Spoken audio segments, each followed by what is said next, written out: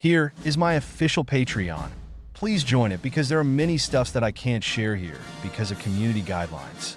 But on my Patreon page, you will get adult Harry stories, Naruto, and Deca 2.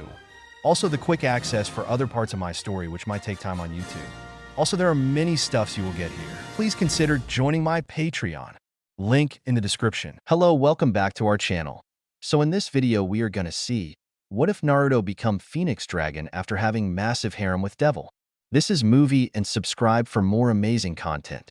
I request you to check out author and story named Naruto, the Phoenix Dragon by X10A Shadow Fox. So please check out. Let's get in video now. The Underworld, a place where the human souls of the damned were sent for commenting the most sinister sins.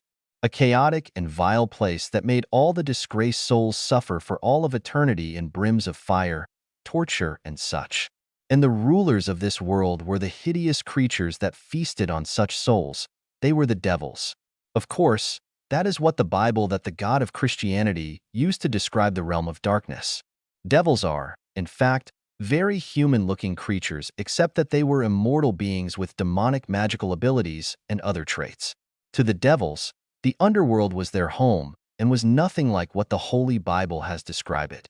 The underworld actually had forests, cities, towns, and such, no ocean. But of course, there is an order where all the devils were ruled by four very powerful, very great devils known as the four great Satans. But below these Satans, there exist 34 noble families. Before there was 34, there have been 72 families known to all as the 72 Pillars. The reason there are now 34 families is because most of the other families have perished from the Great War fighting against both God and his angel faction and the fallen angel faction known as Gremory. Now among these family exists a unique family who govern both fire and wind, whose bodies were similar to the legendary creature of a mortal. The family is known as the Phoenix family, named after the great Phoenix of legend. In this family, there was one interesting child who was still deep asleep in his luxurious bed. Although as he slept, he was starting to wake up because of an annoyance. The annoyance being that someone was pounding on his bedroom door. As he continued to ignore it, his bedroom door opened to reveal a young girl no older than 3 years old. She had dark blue eyes and blonde curly hair. She wore an elegant toddler-sized dress. Once inside, she toddled her way towards the bed where she climbed on it. She then made it directly towards the center where she then started to jump up and down on it. "Nisan, wake up," she repeated several times before the young boy finally rose from the bed. All right, Ravel. I'm up, the older brother replied. "Come on, Naruto Nisan, it's time to play," Ravel cheerfully said. Okay, but first let me get some breakfast," Naruto said. Ravel nodded in agreement as she hopped out of bed and left the room. Being fully awake now, Naruto decided to get out bed, freshen up, and get some breakfast. Walking over to his private bathroom, he got himself ready. Naruto Phoenix is a young 7-year-old blonde boy and is the fourth son of the Phoenix family. Naruto's room is a large room that is big as an apartment studio. It had all the basic furniture such as a desk, cabinet, drawers, bookcases, and the current home entertainment system, along with his bed and bathroom. Once he was freshened up, Naruto was wearing his regular type of clothing, an orange short-sleeve shirt, blue shorts, and a pair of sneakers.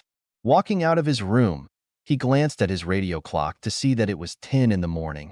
Evening. After a day of entertaining Ravel, Naruto and his little sister walked towards the dining hall for dinner. Once he had breakfast, Naruto found Ravel where the two hung out for the day, doing whatever Ravel wanted to do, playing both physical and strategic games. Naruto was glad that the day was over since playing with Ravel was fun but still tiring. Arriving at the dining room, both spotted their family.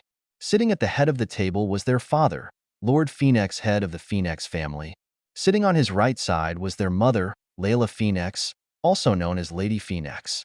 On his left, his oldest brother, Ruvel Phoenix, the current heir of the Phoenix family, along with his wife. Sitting next to their mother was the third eldest brother, Rias Phoenix, age 15. Their entire family had waited for the youngest children of the family, where they made their way towards their respected seats. Naruto sat next to Ruvel's wife, while Ravel sat next to Rias. Once everyone was at the table, the family had dinner. While eating, Naruto could see that his father and mother were, secretly, eyeing him for some reason. Naruto knew that out of all the members of the Phoenix family, he was the most different, appearance-wise.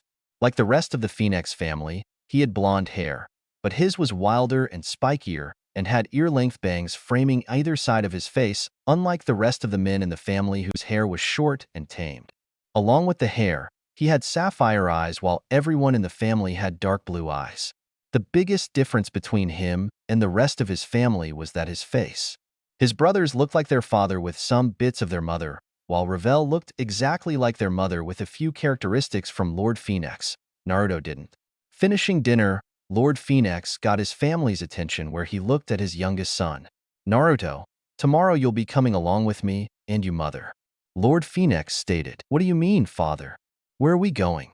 Naruto asked. You'll be coming with us to visit the Gremory family. Lord Phoenix replied. Why am I going with you two? The young boy asking again. Lord Phoenix explained that it was necessary for him to meet up with other devil families, just like his older siblings did when they were at his age. Naruto wasn't interested in visiting other families since he thought it was going to be boring since it was going to be an adult thing. His mother then told him that the Gremory has a young girl around his age, so he won't be too bored. After a bit of speaking, Naruto agreed where Lord Phoenix told Riser to watch over Revel for the day because Naruto was going with them. Early afternoon, traveling using teleportation magic in a noble carriage, Naruto, along with his parents, made their way towards the Gremory Manor. Being bored during the travel, the young blonde Phoenix slept halfway through the carriage. He was suddenly shaken a bit as Naruto groggily opened his eyes to see his mother looking at him. Lady Phoenix told him to properly fix himself since they're close to arriving to the Gremory Manor. 5 minutes later, the Phoenix family arrived at the front of the giant castle where they had an entourage to greet them. Stepping out of the carriage, they were greatly greeted by the guards, maids, and butlers of the Gremory family where they were then led into the mansion. Entering in the castle's main entrance, Naruto saw several family members which he guessed was the Gremory family.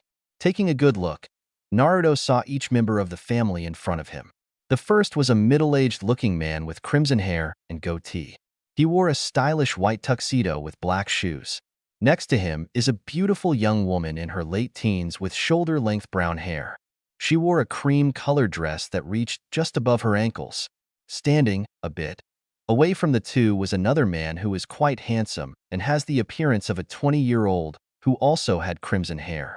By his side, another beautiful woman appeared to be in her early 20s with silver hair and matching eyes.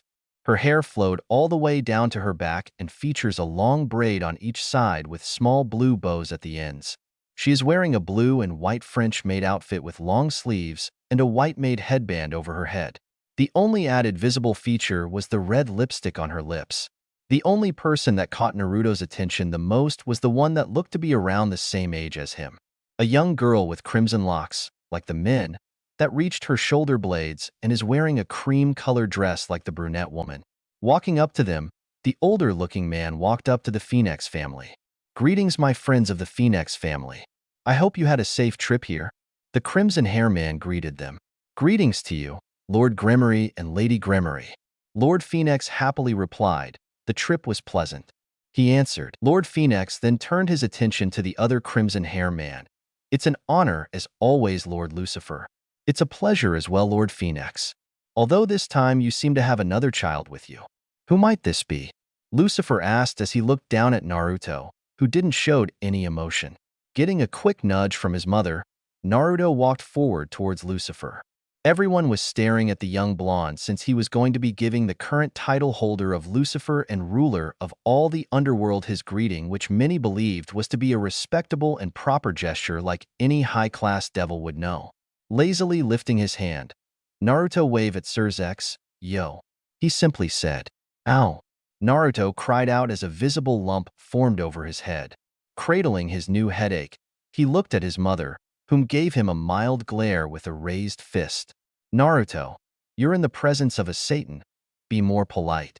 Lady Phoenix lectured lightly. Hearing this, Naruto straightened himself, coughed into his hand to clear his voice. He looked back at Surzex. Yo, how's it going? He said as he lazily waved him back like the last time. Ow.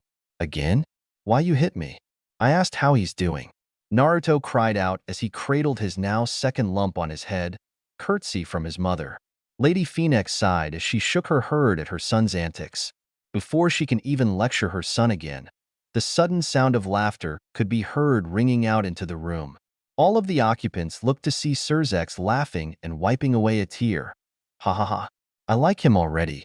Lord Gremory coughed into his hand to both clear his voice and get everyone's attention. Well, anyway, seeing as you introduced your son, I would like to introduce my daughter, where his gaze moved towards the small red-headed girl. Rias, if you please, suggested the elder Gremory. The now named Rias stepped forward, giving a light curtsy. Hello, my name is Rias Gremory. I'm 5 years old and heiress to the Gremory family. Introducing herself to everyone. Lord Phoenix looked pleased at this, where he made his voice known. Now with the introductions out of the way, I think we should get to the topic at hand, where Lord Gremory agreed. Deciding for a more comfortable setting, Lord Gremory led everyone towards to an appropriated room. Walking inside the meeting room, filled with table and seats, Lord Gremory offered seats to their guests, which they happily accepted. Once everyone was comfortable, both families looked at each other. Now let's talk about the topic that we discussed before. Lord Phoenix started off. Yes, the joining of our families, said Lord Gremory with a smile. Naruto was really curious now, with his raised eyebrow being the only visible proof of it. Now, despite being young, Naruto isn't stupid, since he knew that the joining of two families usually means one of two options: take over another family or arrange marriage between the two families, which he started to have a bad feeling about it. So it's agreed then, the youngest son of the Phoenix family, Naruto Phoenix, and heiress of the Gremory family, Rias Gremory, are officially arranged to be married, Lord Phoenix proudly announced. 3 years later, outside the Phoenix Manor, Naruto was lying on the ground, panting heavily, as he relaxed in the family's training area. Around him, the training area showed signs of destruction, as there are disturbed mounds of earth, scars, and slices on the nearby wood or rocks. Lying on the ground, he thought about what happened a few years ago. Flashback. All of the Gremory workers/employees continued with their own assignment/chores when all of a sudden, they all heard a loud voice all over the castle that stopped them for a moment. What? In the meeting room, where both the Gremory and Phoenix families were in, looked over to see Naruto's stunned face as he looked both paled and a ghostly figure of himself was leaking out his mouth. Naruto, what's wrong? Lord Phoenix bewilderedly asked. Snapping out his trance, Naruto looked back at his father with disbelief look, like why he was even asking that question. What's wrong? You just decided who I'm going to spend my life with. Taking a few moments to breathe. Why me? He asked. Being quiet throughout the whole time, looked surprised to see Naruto's reaction. Surzex looked insulted as he stood up and pounded the table with both his hands. What do you mean by why me? How can you reject my cute little sister, who is the cutest little girl in all the underworld? Searches remarked. Naruto realized what he said, where he looked at the leader of underworld. That's not what I meant. I've got nothing against her. It's just this situation, I guess. Naruto, the young blonde heard, where he turned to see his mother's gaze. You have a chance here to unite two of the major families. Don't waste this opportunity. We're placing a lot of responsibility on you, so trust us. Lady Phoenix finished with a small smile. Oh yeah, marrying me off to a stranger. I feel so much better now. Naruto sarcastically muttered to himself. Lady Gremory decided to add something with a playful wink. You never know. You two may come to like each other as more than friends. Naruto was about to respond to Lady Gremory, but Lord Gremory quickly cut in. Rias, why don't you take Naruto on a tour around the estate? Asking his young daughter. The young crimson hair girl's face brightened up, since she was getting bored in this meeting, plus she would also get the opportunity to make a new friend. Getting up and skipping over to Naruto, she literally dragged him out of the room by his arm. Come on, Naruto. I've got loads of places to show you. What? Is all he said before Rias started to drag him out of the meeting room. No, wait.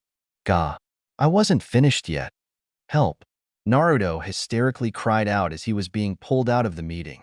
He even made the attempt to claw in his fingers directly at the door, where his fingernails clawed through the thick wood for all those to see. Once they left, the adults shared a laugh as both Lady Gremory and Phoenix muttered out, "A young love." while both fathers couldn't help but pity the boy in a way since he now had a leash around his neck. In flashback, ever since then, Naruto and Rias started to hang out with each other where they soon started to have a pretty good friendship between each other. Of course, it helped break the ice between them when they both shared an embarrassing secret with each other. Flashback, being led around the entire castle, Rias decided the first stop would be in her room. Naruto has stopped his attempts to free himself where he just settled on traveling with Rias. Entering the room, Naruto saw something that made him look surprised/stunned at what Rias' room was like. All over the room, posters, movies, books with anime and manga stuff were pilled all over. Naruto looked impressed on the fact that she had this much anime and mange stuff, even though he never got into it much. "So what do you think?" Rias cheerfully asked him, who was standing next to her. Naruto simply muttered out, "Otaku." The moment he said that, he looked to Rias where she just suddenly disappeared. He looked around where he found the red-head princess hiding under the covers of her bed. "You probably think I'm weird, don't you?" Rias muttered from under her covers. "Probably if I have standards. If anything, you probably be considered normal while I'm the weird one considering that I have a strong obsession for ramen and can eat 3 times my own weight of it." Naruto admitted to her. Rias uncovered her head to look at the blonde boy where she looked at him curiously. He confessed that he was so obsessed with the food that his mother had to restrict him from eating so much of the stuff that he had to make secret compartments, and such in order for him to have it as a secret snack or meal. Hearing Naruto's confession, Rias started to giggle at him. "You're right. You are weirder than me," she confessed to him. In flashback, since that time, he visited Rias regularly where they both started to grow a really strong friendship towards each other. His thoughts about his relationship with Rias stopped since he started to stand back up, but barely. Taking another deep breath, he started to work on creating his new move, even though his body was screaming for him to stop training. The reason why he was working so hard was because of a condition that he has that no one in his family has. Naruto Phoenix, the son of the current Lord Phoenix, didn't inherit both the flame and instant healing ability that the rest of his family had. It was only after a couple of weeks from visiting Rias and the Gremory family that, during one lesson, from his mother they all found out something very disturbing. Before visiting the Gremory family, Lord and Lady Phoenix decided to start training Naruto in wielding his magic where he excelled in learning the basics of his demonic power. During the lesson, Naruto got seriously injured where everyone believed that Naruto would instantly heal up since he was a member of the Phoenix family. But to his family's shock, Naruto wasn't instantly healing/regenerating from the injury into his shoulder. Using Phoenix tears to heal him, his parents asked him to perform a fire attack where they showed him how. Naruto had tried several times, but he wasn't able to perform any fire attacks. Although he didn't perform any fire magic, he was able to perform strong wind magic that their family was also known for. Being examined over, Naruto and the rest of the family found out that Naruto was the only Phoenix that didn't inherit the Phoenix ability of fire or instant healing. Naruto was saddened since he can't live up to the rest of his family's heritage, but was surprised to know that he does have a healing ability in both his physical and tears. Taking a closer look, Naruto's physical ability showed that he has a strong healing ability, just extremely slow where it would take several minutes for him to heal from a scrape on his elbow or knees. Longer for more serious injuries. Although his healing ability was slow, it showed to be a lot stronger where Beelzebub himself studied both his body and his tears. Naruto's healing ability might be slower than the rest of the Phoenix, but it showed that he actually has an immunity/resistance to several strong poisons that would normally kill a devil, such as the poison of the nine-headed Hydra, where even his tears also held the same type of quality, which makes it even rarer. Phoenix tears can heal injuries such as severed arms or mortal wounds. However, Naruto's tears are a lot more special. Naruto's tears doesn't heal instantly like regular Phoenix tears. Instead, it restores/regenerates a person's body to being 100% back to health where even the loss of organs are regenerated, while also healing the person from a very powerful poison. It's because of this that even Surzeka's queen, Graphia, personally suggested that Naruto's tears be made classified even to the elders/advisors since information leaks might cause problems for the young boy along with having a bottle of his tears in case of extreme emergency for the four Satans if needed. With the secret of his tears being classified by everyone except to him, his parents and Lord Lucifer and Beelzebub, along with their most trusted associates. Every other devil family considered Naruto to be extremely weak and such. He only ever heard of this during the parties that his parents were invited, where he came along with them as their own acquaintance. Even though several head families and other high-level devils kept it quiet from him, he had incredible hearing where he heard that he wasn't anything special. Several times, he was tempted to reveal his secret abilities, but had to keep it quiet.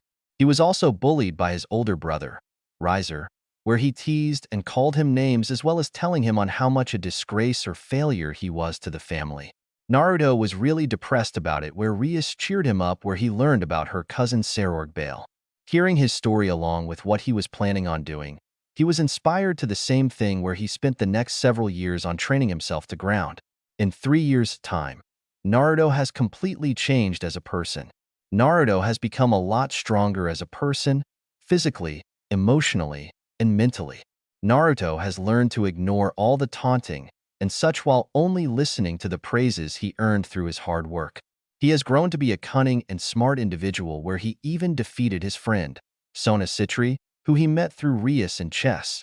Although he was considered to be book smart, he was a prodigy when it came to combat.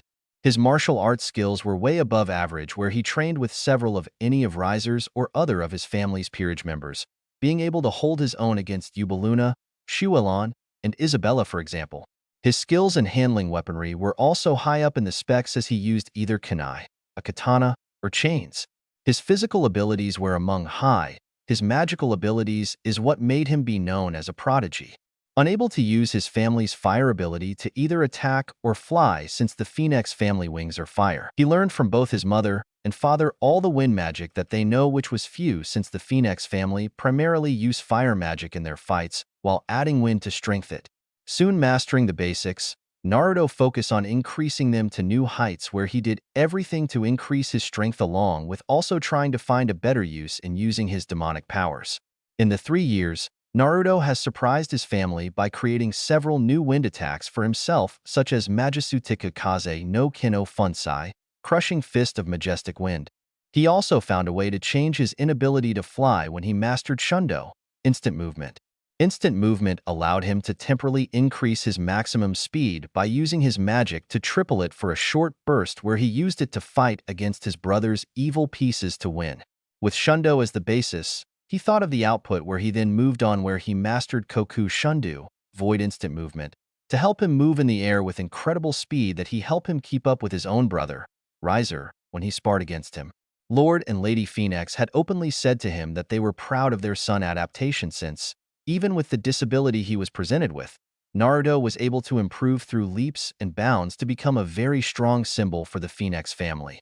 Even though he was able to improve himself to greater heights, he knew that he needed more in order to fulfill his dream on becoming a Satan, which led him to his current time right now. Naruto studied up where he learned about the demonic magic that every devil possess. However, no one knew what the purest form of the demonic magic does, since all devils add their signature element into it, such as Graphia using her demonic magic to create ice, while Sona uses her to create water, and so forth. Naruto wondered if there was a way to create attacks with just the purest form of demonic magic without adding the element to it, where he tried to figure it out. It wasn't until he recalled from watching an anime show with Rias how the character used his ki to create a ball, although mentally he thought about it, since the ball of energy made him feel like he was familiar with it. This led him to see if he can do the same thing. For over a year, he's been working on creating his newest attack, where he was able to get it started by using water balloons, rubber balls, and air balloons. Rasengan training. Using the water balloon, Naruto used his demonic energy to pop it, which took him over 2 months. Popping the rubber balloon was much more difficult, where he pushed himself for nearly 5 months before he got it. Finally, the air balloon is where he was, as he tried to control the demonic energy without breaking the thin material while pouring in 100%. So far, he hasn't made any progress, where he was stuck for the past 3 months on trying to create his technique. He would ask his parents for help, but Naruto wanted this to be a secret. Just as he was about to try and perform his technique, a sudden pillar of flames appeared next to him. He wasn't bothered by it, since he was used to his family making such a flashy entrance. Naruto waited for a moment before the pillar dissipated to reveal his mother. Mother, why are you here? Naruto asked. Your father and I have decided that it was now a good time for you to visit the Earth, since you'll have to go there soon if you wanted to find your future peerage. Lady Phoenix. Naruto was surprised that he will be going to the human world. Getting over his surprise, Lady Phoenix told him that he has an hour to get ready since she'll be taking him to the Earth today, where she'll be taking him to England. 2 years later, out in the Phoenix family estate, the sounds of fighting could be heard around the training area. The sounds were created by two boys sparring against each other. The two are Naruto Phoenix and his best friend, Sarorg Bale. The two were currently having one of their 2-month spar sessions. Both boys were fighting using only their physical strengths, such as strength and speed. The only difference was that Naruto was using his magic to increase both his strength and speed to be on even ground with Sarorg. Naruto and Sarorg's friendship started off rocky when they first met. They first met each other when Naruto visited Rias, where Sarorg and his mother also visited when he was 9 years old. Rias introduced the two, but Sarorg's attitude wasn't that welcoming since he believed that Naruto was one of those devils that looked down on others, where he pushed Naruto's annoyance to the limit. Soon their arguments changed when the two boys started fighting each other outside the Gremory castle. Rias tried to stop them, but couldn't, where she went off to find her mother or someone. Before she did, Rias was stopped when out of nowhere, Surzex caught her. The reason he stopped her is to explain to her that sometimes boys settled their differences with their fists rather than their words. They both fought furiously at each other where, by the end, both boys were lying on the ground. It was only after that the two actually started talk to each and soon became friends, where Naruto explained that like Sarorg, who couldn't use the Bale family's power of destruction, he can't use the flames of the Phoenix family to attack, fly, or to recover from any injuries. Once they got to know each other more, the two became pretty good friends, where they challenge each other every couple of weeks to 2 months after they train themselves. With a final roar of action, the spar that the two have been doing has now ended. In the middle of the training field, Naruto laid on the ground, where across from him laid Sarorg, the rightful heir of the Bale family. As the two laid on their backs, the sounds of running footsteps were coming to their aid. For Sarorg, a young girl with blonde hair, tied in a ponytail, came to his side to see if he was all right. For Naruto, 2 young girls came to his side. The first girl is a young 14-year-old girl that had hazel eyes with cat-like pupils and black shoulder-length hair with split bangs with an ornately detailed headband on her head. She wore a black kimono with a red interior that opened at her shoulders that showed her developing body. The biggest feature she had was the fact that she had a pair of black cat ears and a single black tail.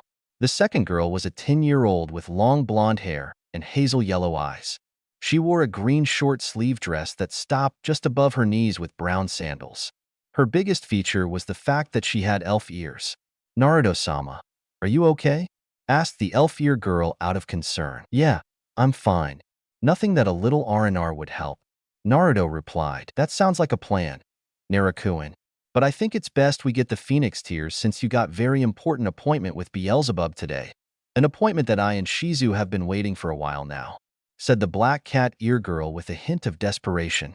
Realization set in motion, where the young Phoenix instantly got back up. Ah, that's right. Today's the day I finally get my evil pieces, which means I can also make you two be part of my peerage, Kuroka and Shizuka. He reminded himself. These two are Naruto's friends, where he met the two of them in a different situation than they are now. Receiving the Phoenix Tears that Shizuka had with her, where she ministered its contents to both him and Sarorg. Once their injuries were healed, Naruto apologized to Sarorg, since he needed to end today's visit because of his appointment with Beelzebub.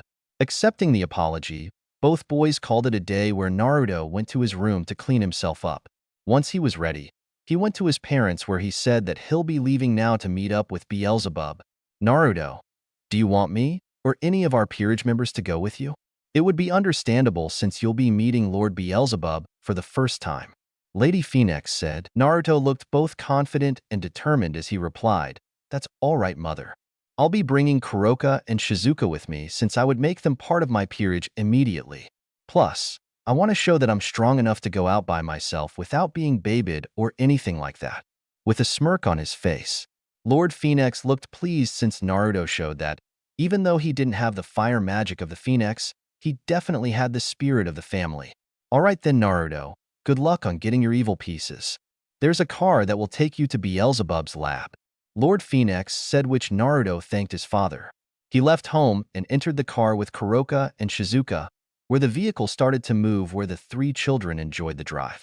As Kuroka and Shizuka chatted with each other about the spar that Naruto just had with Sarorg, Naruto thought about the two girls.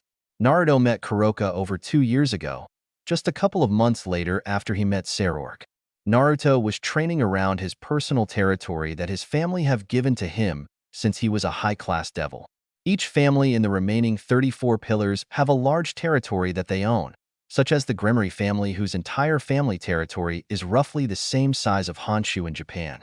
Naruto inherited a small piece of his family's land, roughly the size of Austria. For some reason, he felt at home when he was out on the wilderness. Using his speed and agility, he leapt through tree/rock and vice versa of his terrain with incredible skill. As he ran around, he arrived at a waterfall that was on his territory. He greatly liked how elegant the waterfall gives to the area, but his pleasant feelings suddenly turned into caution as he sensed someone or something. Cautiously looking around, since he was curious on who it is, since if it was a creature on the hunt, it would have attacked already, given how he stood in an open area for a sneak attack. With no animals attacking him, Naruto figured that it was some type of person or intelligent creature that was just hiding for safety reasons. Looking around, he stopped as he decided to use his wind magic to feel around the area. It was only when he felt the air shifting around near the waterfall, Naruto went to check it out. He found a large cave being hidden behind some rock formations. Deciding to investigate it, he moved directly towards it. It was when he was about to step into the cavern that he was attacked, barely evading a claw strike before he jumped back. He looked in front of him where he met Kuroka, with the same clothing, just a bit rough-upped. Before he could even ask, Kuroka attacked Naruto, where he also engaged at her as well.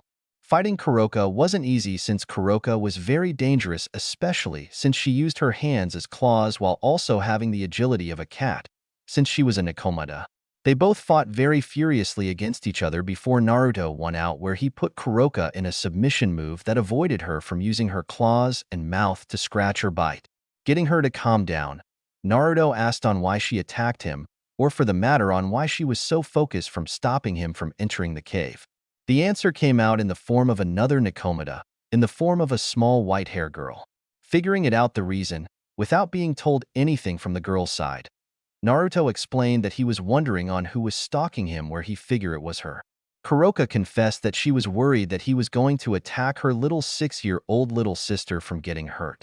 Knowing the truth, as well as the worried/scared look that the little white-haired Nakomata was giving him, Naruto released her, where he explained that he wasn't going to do anything to her, and that he was just going to leave once he found out the truth.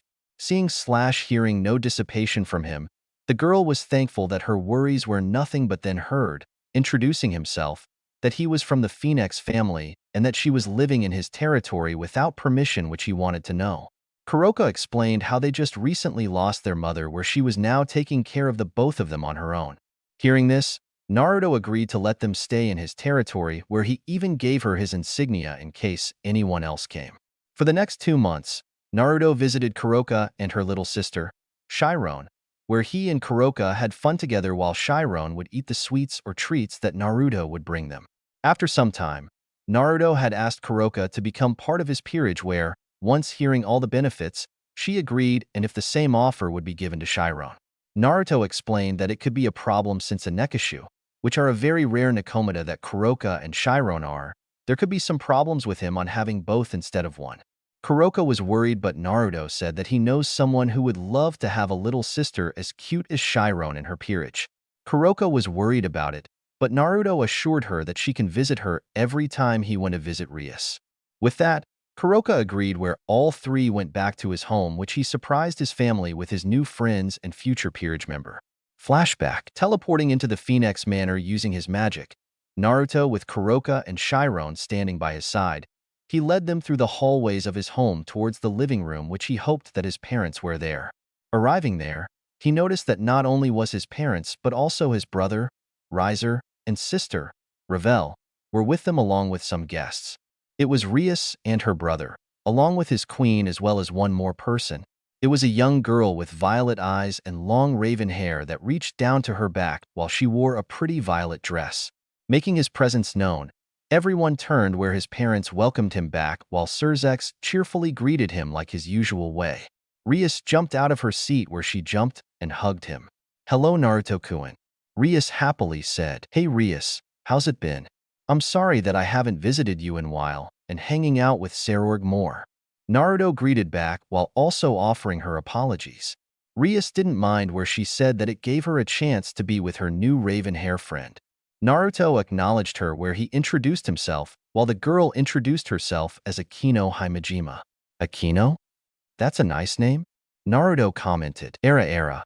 Thank you, Naruto-sama," Akino said while her cheeks became a bit pink. Before things could get more interesting, Naruto said that he has two people to introduce to everyone where Naruto signaled the two girls to come into the room. Kuroka and Chiron walked forward where Chiron stood behind Kuroka since she was a little nervous. Everyone was curious where Naruto introduced the two to everyone here where Kuroka and Chiron politely greeted them. He explained the story to everyone since they were curious on how he met them. Once he finished explaining, he looked at his parents with glee in his eyes. "Also, Kuroka here has agreed to become a member of my peerage once I get my evil pieces," Naruto stated, which his parents, Surzex, has congratulated him on picking a strong and rare species of Nakomata. Riser seemed jealous on the fact since his face sneered at how lucky Naruto got a cute Nakomata for himself. Surzex wondered on about Chiron since there wasn't going to be an issue with Kuroka since it was only one Nekishu that Naruto was planning on turning into a devil, but if he was going to acquire both of them then it could become a problem. Riser had an idea, which you all already know, add to peerage if any of you didn't guess, where he made it known to everyone. But before he could say anything, Naruto spoke first where he said that he was hoping if Rias would take her in since it would give Rias a new member to her growing family/peerage, but also assures that Kuroka and Chiron would still be able to find a way to stay close since Naruto and Rias visit each other every following week. The idea was very acceptable where Rias cheerfully accepted while also offering Chiron that she'll take good care of her since she now has an adorable little sister. Surzex smiled since Rias has gotten another member into her family. Lord and Lady Phoenix deeply approved where they then got some servant to show Kuroka a room for her to live in where she smiled at the thought. The same thing Surzex said to Graphia since Chiron was going to live with Rias from now on. Since then, things has gotten better for the Nakomata sisters. In flashback, he also recalled how his brother Riser wanted Naruto to trade Kuroka to him, which he denied it immediately since he knew his brother was up to something, which he even got his mother involved when Riser had forcefully been trying to change Kuroka's mind in joining his peerage instead of Naruto. Soon after Kuroka moved in with him, things for the two have been fun. Naruto and Kuroka trained together where they improved little by little. Kuroka also gets the chance to visit Chiron, who took up the name Kaneko Tuju as a sign of her new beginnings, but will still respond to Chiron from Kuroka only. Although, having Kuroka was great, he found it a bit uneasy at night where every morning, he always found her sleeping with him wearing a simple shirt while hugging him close to her developing body. A year after meeting Kuroka, he met Shizuka, Shizu for short, who had a similar background as Kuroka, although he met her during one of his trips into the nearest devil city located in the Phoenix family territory.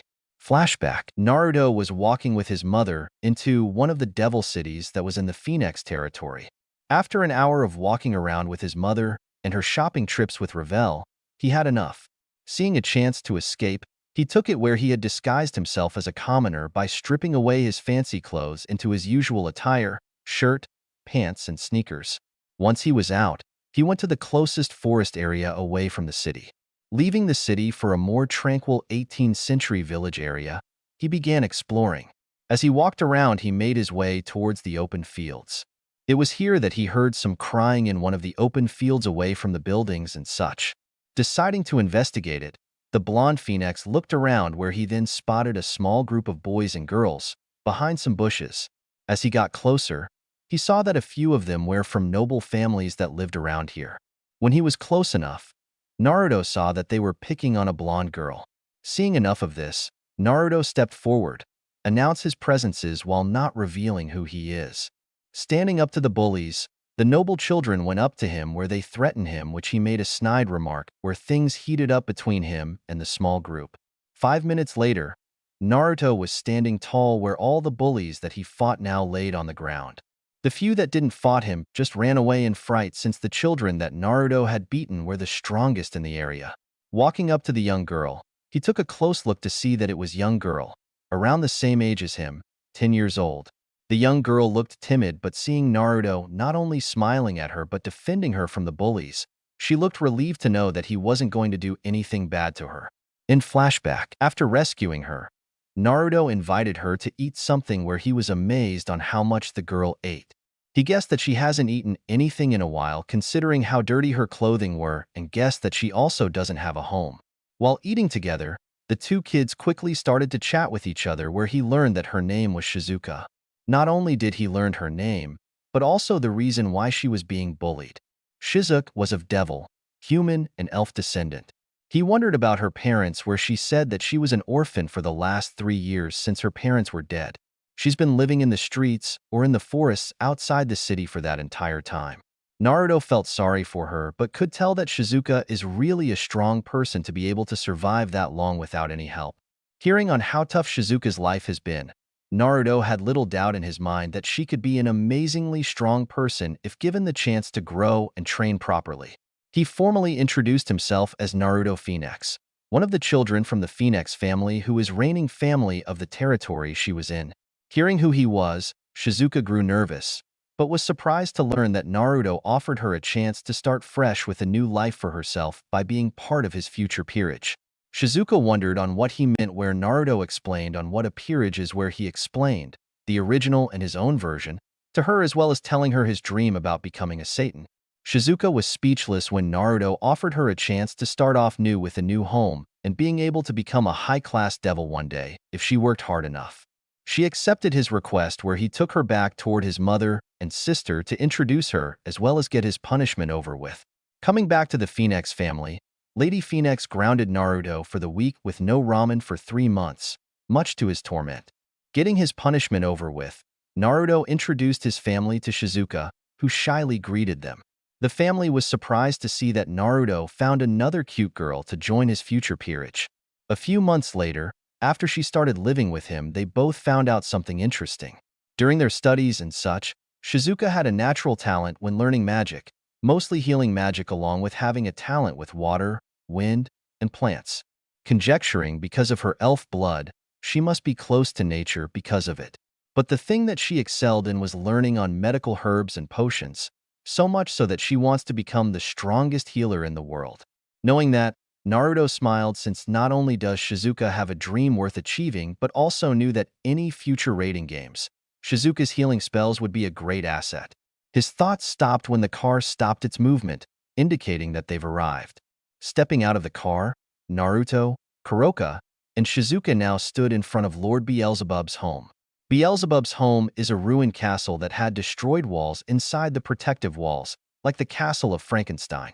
Walking up towards the main entrance, he announced himself to the doorman where he acknowledged him. Leading him inside, all three waited for a bit until the Satan was ready. For several minutes, the 3 children just waited patiently until another servant came and got them to follow him. Walking into Beelzebub's laboratory, they were amazed on how many computers and machines are in it. Getting over the awe feeling, they continued to follow the servant to see Beelzebub. Ajuka Beelzebub was a handsome man in his mid-20s, who, like Serzex, was one of the 4 heroes in the anti-Satan faction that prevailed over the old Satan faction. Once the servant escorted them to Ajuka, the person left where the 3 children were now in front of one of the devil leaders. Naruto greeted the Satan leader like he does with any important person people he has met in the past. "Yo, Ajuka." Naruto lazily waved to Naruto-sama. Shizuka yelped at Naruto since he greeted the Satan leader like he was just another person. Before she can say anything, she heard the Satan leader respond. "Sup, Naruto?" Ajuka said in kind. "So, do you have my evil pieces ready, Ajuka?" Naruto bluntly wondered, skipping the annoying chit-chat to get to the point. Getting up from his seat that he was in, he led Naruto and the group to a machine. Looking at the blonde Phoenix, "It should be a fast process since I already have your data from the tests we did a few years ago. I just need to update your data from 4 years ago to your current status.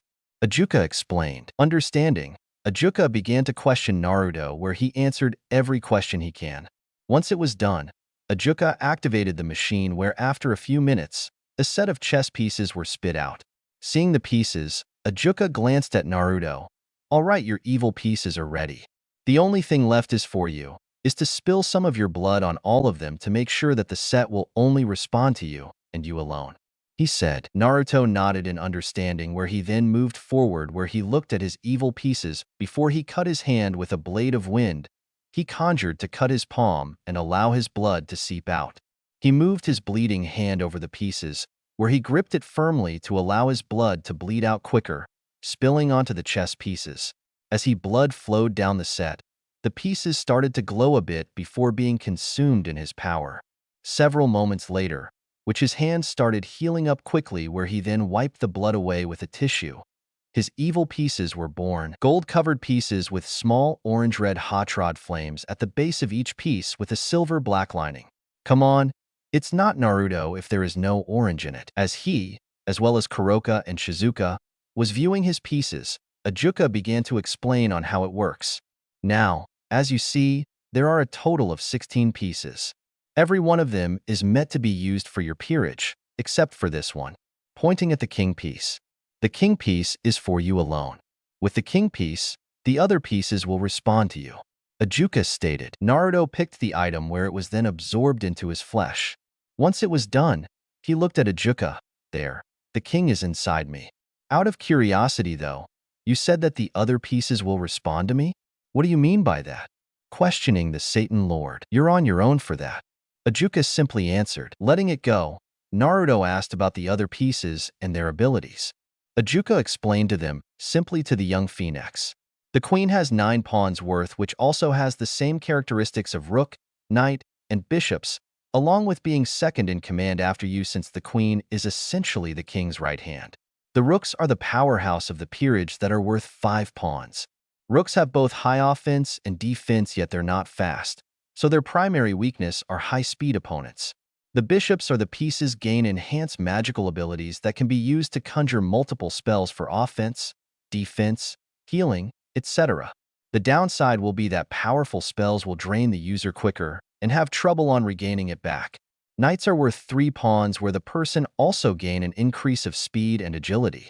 They can be useful in performing high-speed attacks, but have low defense where they're weak against powerful attacks, along with legs if they're incapacitated. Finally, the pawns are worth only 1 pawn. The pawn pieces are regular pieces but have the ability to promote into any of the 4 previous pieces in enemy territory such in raiding games, or any of the other factions' territory or getting permission from their king. And that's the basic information I give to you. Just like I said before, the rest is for you to figure it out. Ajuka explained. Nodding in understanding, he'd taken a closer look at his evil pieces where he saw something funny with 3 of them. Asking Ajuka about it, the Satan Lord looked where he looked somewhat impressed. Now that's a first for me.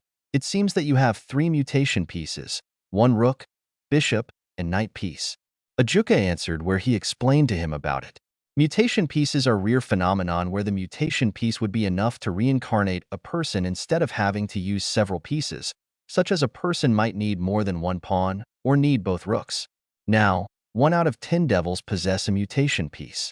But for you to have 3 of them, that's something that's almost unbelievable to see. Ajuka commented. Nodding at it, he turned to Kuroka and Shizuka. Now then, I think it's about time we do something that we've been waiting for. Where the 2 girls smiled. Naruto looked at his pieces as he muttered to himself. After a bit of debating, he picked up 2 of his pieces. Shizuka, you have a talent for herbs and medical potions, so I'm sure that you'll be great in using healing magic. Kuroka, you just keep getting stronger and stronger, especially since you told me that you're soon going to train in using senjutsu and jujitsu soon. So I believe that the bishop pieces are good for you too, since there are many requirements that I need for a good queen, which you two don't have. Naruto said. What do you mean by that? Shizuka asked. Well, you don't like to fight where the queen has to fight when it calls for Shizuka. Naruto remarked where she nodded, while Kuroka here kinda doesn't act responsible enough for the job. Admitted the blonde. What? I'm responsible, Naya? Kuroka implied with a pout. Then why do you leave your room in such a messy state? Naruto plainly said, where Kuroka smiled dumbly at it as she blushed a bit in embarrassment, since Lady Phoenix has often scolded her about it too. Well, let's get this over, since I know that Kuroka is going to cost more to revive as a bishop since you're just as strong as me. Where he gave Kuroka his mutated bishop piece while Shizuka would take the normal bishop piece.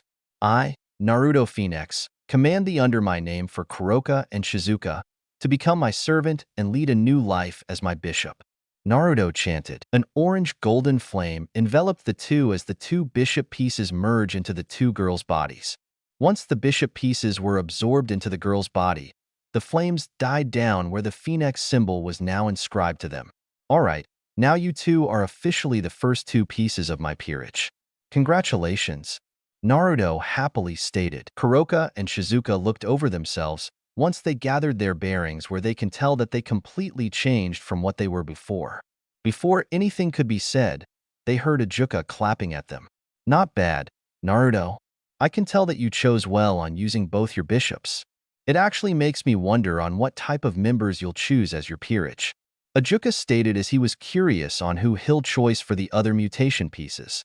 Once it was done, Naruto and his new bishops peacefully left the Satan's laboratory, taking with him the rest of his evil pieces. Sensing that the children has left, Shizuka just sighed as he looked at the far end of the work area. Okay, you two can come out now. I'm pretty sure you can't sense them around, he stated. Walking out from the shadows, the Devil Lord, Surzex Lucifer, and his queen, Graphia, came into the light. They casually made their way to Shizuka, who moved to another of his computer screens. Standing next to him, Surzex looked at his best friend. So, are you rescanning his blood? Asked the redhead, getting the Satan's attention. Yes, from the extra drops of blood that spilled over, I was able to get a proper amount for this. The results should be finished in a few moments. Shizuka answered as he looked back at his computer screen. That's good. I'm very curious on how much Naruto's blood has been changing. Surzex remarked. Graphia looked at her husband, Surzex-sama. Why is it that you want Shizuka-sama to retest Naruto-sama's blood? I can understand, because he is not only Rias-sama's fiancé, his blood is the strongest healing factor in the Phoenix family. Why is it that you want to retest it again after a few years? Questioned the silver-hair queen. Surzex simply smiled back at his queen. Let's just say I've been having a gut feeling lately, a feeling that I hope won't cause any future problems. Where Graphia looked confused about his answer. It was around this moment that Shizuka's machine made some beeping sounds to inform them that it was finished analyzing the contents. Shizuka put his attention on his screen, where he looked at the results of the test. Seeing the results, Shizuka spoke surprisingly. Looks like your gut is keener than your own senses, where Surzex and Graphia looked at the other Satan. Shizuka began to explain that Naruto's blood has changed from the last exam he took several years ago. Figuring that they were curious, Shizuka answered their curiosity by explaining to them on what he meant. Shizuka said that Naruto's blood has changed again, but differently. Even though his blood was demonic like theirs, Naruto's blood changed where not only demonic energy flowed deeply into him, but also small, tiny particles of another type of energy along with it. It is completely surprising, since every devil has a demonic energy with no traces of any other type of energy except for those who have been reincarnated into devils but still retain some of their abilities from their old lives. For Naruto to have, even if it's a small amount, was really unprecedented.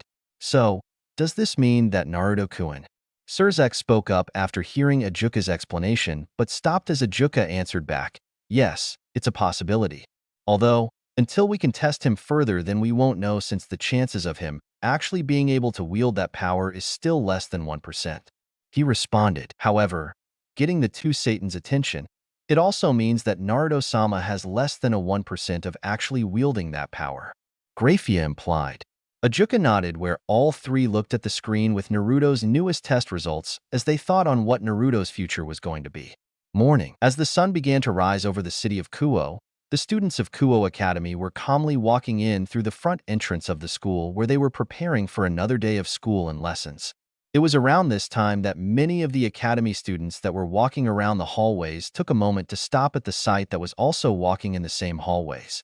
Walking elegantly, The two most popular and beautiful school idols made their way to their classroom.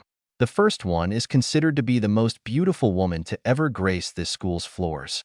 She was young in her late teens with light skin, blue-green eyes, and a buxom figure.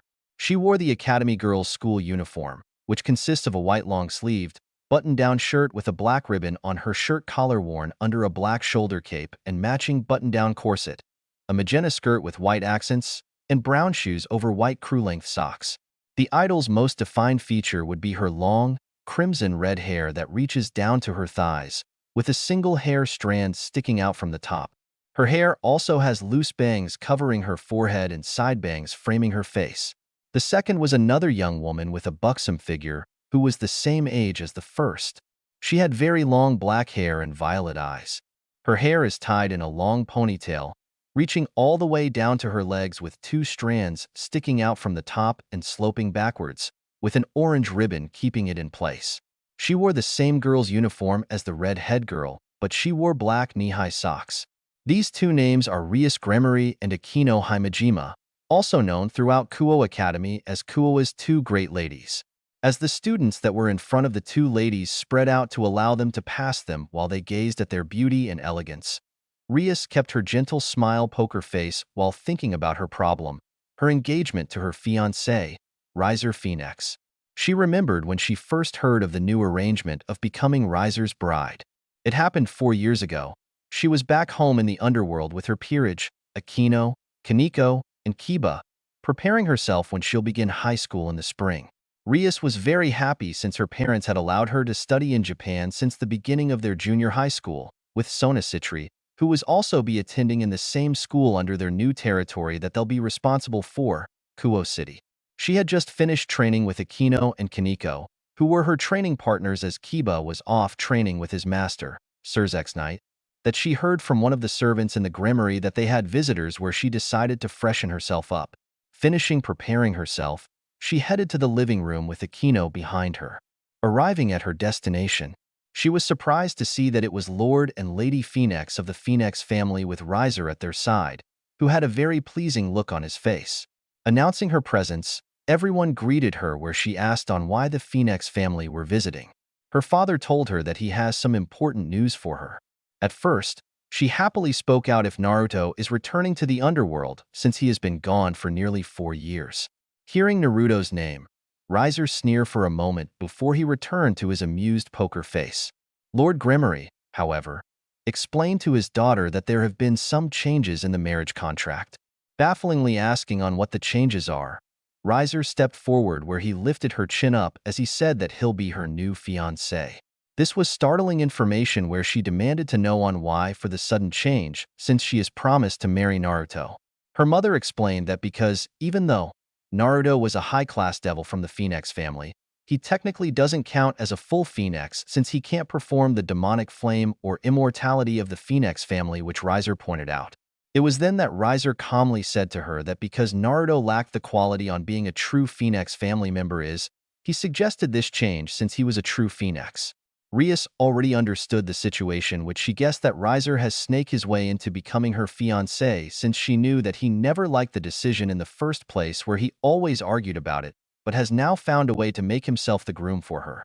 She had asked if they had talked to Naruto about it, but found out that they can't find him since he stopped sending his letters to his family over 2 months ago, where it was then that Riser jumped into the conversation. Hearing this, Rias argued about it, but heard her father that it has been finalized where once the time was right, she'll be marrying Riser instead of Naruto.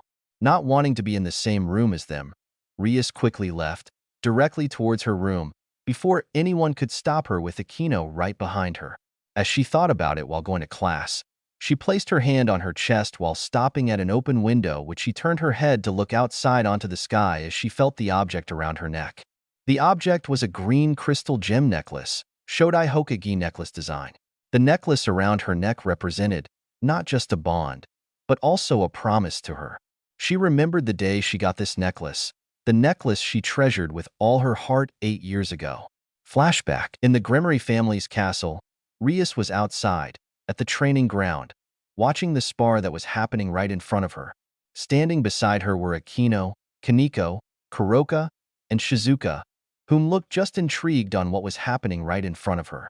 Naruto was standing on one side of the training field as he was gasping for air from his exhausted body. Currently, he was facing an opponent of legend, a member of Lucifer's peerage. Naruto's opponent was Beowulf, the descendant of the legendary Beowulf, who looked in his mid-20s with brown hair. Standing outside the training ground, Lord and Lady Gremory watched with fascination, while standing next to them was Surzex and Grafia. The reason on why he was sparring with Beowulf was because of a bet he made with Surzex. The bet was that if he wins, he'll be Grafia's servant for the week, while if he loses, he'll be a Surzex servant for the week. The only reason he did this was because of Surzex doting over Rias lately, where she wanted some privacy right now because she wanted to work with the boy she had rescued recently, a boy that he hasn't yet met with. Seeing that Rias wanted to have some time to herself, he made a bet with Surzex to keep him occupied. If Naruto lose, he be his servant for the week, so he'll be able to keep an eye on Surzex, so to be Rias' early alert system, so she can avoid him. If he won, Surzex would be Grafia's servant/slave, where she'll be able to keep him busy with any work she has in mind. Naturally, Rias asked on why Naruto made such a bet, since he'll most likely lose, since Beowulf is one of the 5 top pawns in the underworld. Naruto simply answered, "It's because I want to give you some freedom from you, brother." Hearing that Naruto was going that far so she can have some peace from her brother's doting, she smiled at it, since he was willing to be a short-term slave for her. The bet would be if he can make a solid blow at Beowulf's face, who happened to be with him as well. Needless to say, the bet was intriguing, where he agreed. Although Grafia made a point of argument about it, inside, however, she actually hoped that Naruto can succeed, where she'll be in control of Surzex for the week, and not just be in charge over him in their home. Although she wore the pants in the marriage, this would be more privately, since Surzex would have to do things around their home when he wasn't doing his Satan duties. The spar has lasted for 30 minutes, where Naruto was just barely standing on his own 2 feet. So far, that spar has been one-sided, since Naruto was using everything he had. Beowulf had hardly put on a sweat, since he hasn't really been serious and has only dealt blows strong enough to just knock Naruto out, but was surprised to see how much punishment Naruto could take.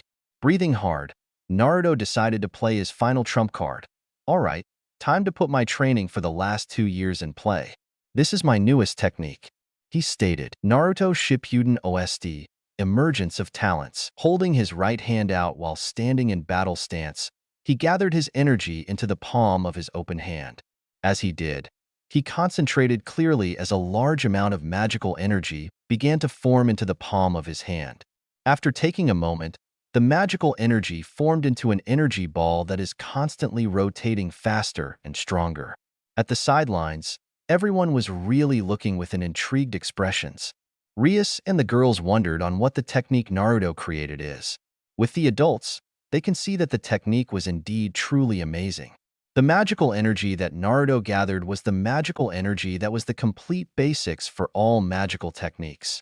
The reason it was amazing to them was because of the fact that Naruto has yet to change it to an element, since all magic, either demonic, yokai, or any type of being, there has to be an element.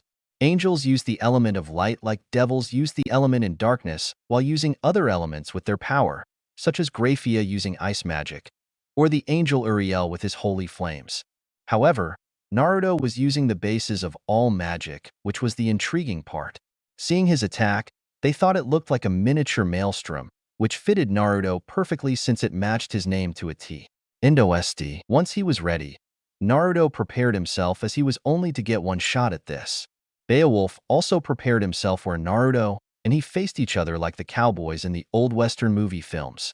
After a moment of intense waiting, Naruto and Beowulf ran towards each other, with Naruto having his attack ready. Using Shundo, Naruto zigzagged on the field, where Beowulf saw that the blonde phoenix was trying to confuse him again, where he intended to try and perform a last-second change to attack him from behind or his sides like he has been doing. Beowulf knew that it was the only chance Naruto has in order to actually landing a blow at his face. As he reached with Shundo, Naruto aimed for Beowulf left, which his opponent threw a left hook to force him away, while still maintaining his balance to quickly avoid any counterattack. It was there that Naruto did something that surprised everyone, avoiding the punch at the last possible second by swiftly rotating his body while charging up his Void Shundo to quickly move around him. Beowulf sensed Naruto's power charging at his feet, where he gathered his senses at the possible place Naruto was going to swiftly sprint to. He didn't notice that Naruto's eyes weren't focused on Beowulf's blind spot, but at his arm. It was here that Naruto thrust his arm with his attack directly at Beowulf's forearm. The power of Naruto's attack, along with adding the momentum of Beowulf's attack, forced the punch to change from a straight to a hook where it continued on, making a direct punch at Beowulf's face, directly at his nose.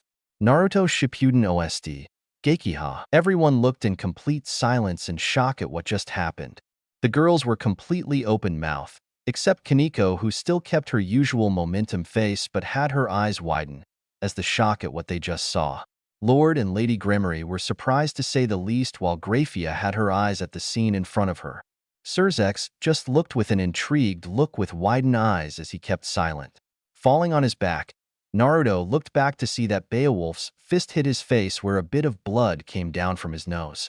"I knew that would work," the young blonde happily announced. As everyone wondered on what he meant, Naruto struggled to stand back up, where he looked content at what his actions just proved.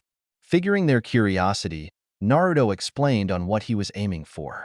"I knew if I just continued to try and hit Beowulf blind spot, he'll drop his guard for me to deliver the blow to his face." It was there that everyone got what he meant. Naruto purposely tried to hit Beowulf from his blind spot, since everyone knows that would be the only way to get him if they weren't seasoned fighters like Xerxes or Grafia. But that was just a diversion for his real plan, getting Beowulf to believe that hitting him from behind. He fully expected for it to happen where he had his guard up at that moment. It was even more believable since Naruto prepared to jump for the other side, since they sensed his magical energy powering up in his feet. Taking the moment where he had a clear line of sight at Beowulf's left punch, Naruto thrust his attack at his arm, where the end result came to be. "And with that, I win the bet, since sometimes to beat an opponent is to sometimes use their own power against them," Naruto said, where he looked at Xerxes. Realizing at what Naruto look said, Xerxes knew that he was now, for the weak, Grafia's servant/slave.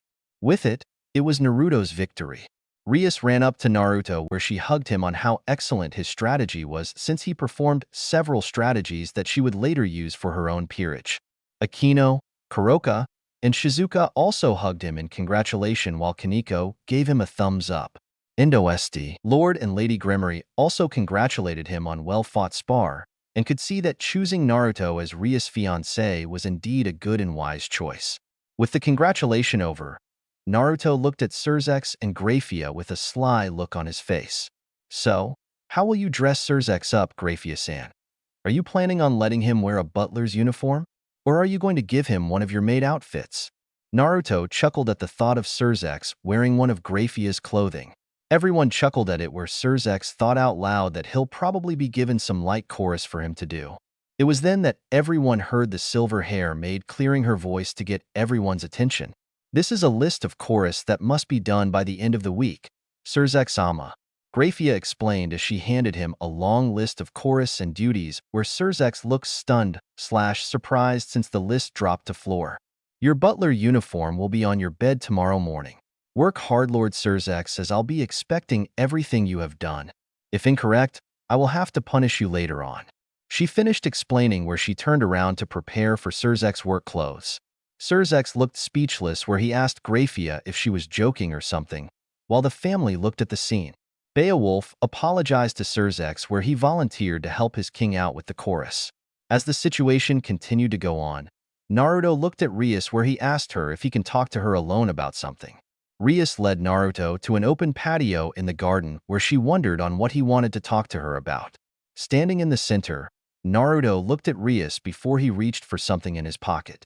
He pulled out a green crystal gem with a thread to act as the necklace. Rias looked at the gem, which she admitted to herself that it looked lovely. Rias, I hope you accept this, since this is a gem I found while I was training in my territory a while back. Of course, it was a lot more, as twice the size of my fist. I used my wind magic to precisely cut several pieces out, where I sculpted them into gems pieces for rings for Shizuka, Kuroka, Kaneko, Akino, and Sona. But I made this necklace specifically for you. I hope you like it," Naruto said as he nervously gave it to her. Rias blushed at seeing that Naruto had specifically made this necklace just for her. Although she was a little ticked off on knowing that Naruto made rings for every one of their female friends/peerage members, she happily accepted it where she asked Naruto to place it around her neck. Checking out the necklace around her neck, she looked back at Naruto. So, Naruto-kun, why are you giving me this now? Is there something going on? Rias asked since she was curious on why Naruto would give her a necklace like this. Naruto looked a bit hesitant where he moved away from her as he looked out at the garden of flowers. He breathed deeply and sighed calmly. I'll be leaving the underworld soon, he casually said out loud. Rias looked dumbfounded. All right then, how about I go with you since I'm sure everyone would enjoy going somewhere fun, she said as she tried to figure out on where they could go together, along with Sarorg and such. However, Naruto looked at Rias with a serious look on his face. Rias, I'm not planning on leaving the underworld for a day or so. I'm leaving the underworld for a while in order to train and to look for my peerage members, he stated as he looked at Rias with a determined look. Rias' face changed into a depressing one as she walked to him. She wanted to speak to him about it, but Naruto stopped her from talking as he grasped at her hands. Rias, I know that you want me and everyone around, but in order for me to reach my dream, I have to move forward. Even if I have to leave all my friends and family for some time, then I'll do it, Naruto said. Rias directly looked at his eyes to see that Naruto's looked both determined and saddened at the fact that he was leaving. She guessed that Naruto really didn't want to go, but he wants to move forward and get stronger. Rias looked tear-eyed as she said to him, if you are leaving then, make me a promise. Promise? Naruto replied, promise me that you'll come back to me? All right? Rias asked, I promise to come back in the spring of your senior year of high school. If that's all right with you, Rias? He asked the redhead girl. Looking upset, Rias looked at him where she said, okay, if you promise to come back around that time, then I'll be waiting for you. She answered, but Naruto could see that she didn't want him to go. Before he could say anything, Rias walked up to him and kissed his cheek where he blushed a bit from the gesture that she gave him. In flashback, it was a month later that Naruto left the underworld, taking Kuroka and Shizuka with him, secretly leaving where he explained to his parents in a letter on why he left. But of course, it was during that month that Naruto's reputation in the underworld has increased drastically. The spar that happened between him and Beowulf was really something since Lord and Lady Gremory explained to not only the Phoenix family, but also other families from the remaining 34 pillars. Hearing that Naruto, the Phoenix's family's child with none of the immortality or flames, was able to injure Beowulf, Surzek's Lucifer's pawn, was considered to be a real achievement, especially for a 13-year-old. Of course, the bet he and Surzek's made was kept secret because of imaginary. Right now, it's been a month since the beginning of the spring term of her final year as a senior in Kuo Academy, and a lot has happened during that time. A few weeks ago, she had resurrected 2 new members to her peerage. The first was a young second-year student named Hyudu Issei, her one and only pawn. He was a 17-year-old with brown hair and light brown eyes. He was also the new wielder of one of the 13 legendary Longinus, the sacred gear-boosted gear. And finally, her final bishop piece, the newest arrival to Kuo, Asia Argento.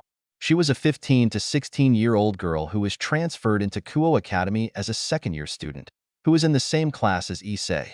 Asia has green eyes and long blonde hair that flows all the way down to her back, with split bangs over her forehead and a single strand sticking out from the top, sloping backwards. Asia was also the wielder of the sacred gear Twilight Healing, a powerful item that heals any type of injury. Along with getting her new peerage members up on devil activities, she had also, during that time, been waiting patiently for Naruto to appear again. Hoping to see Naruto waiting outside of the academy with his usual grin for her to come out.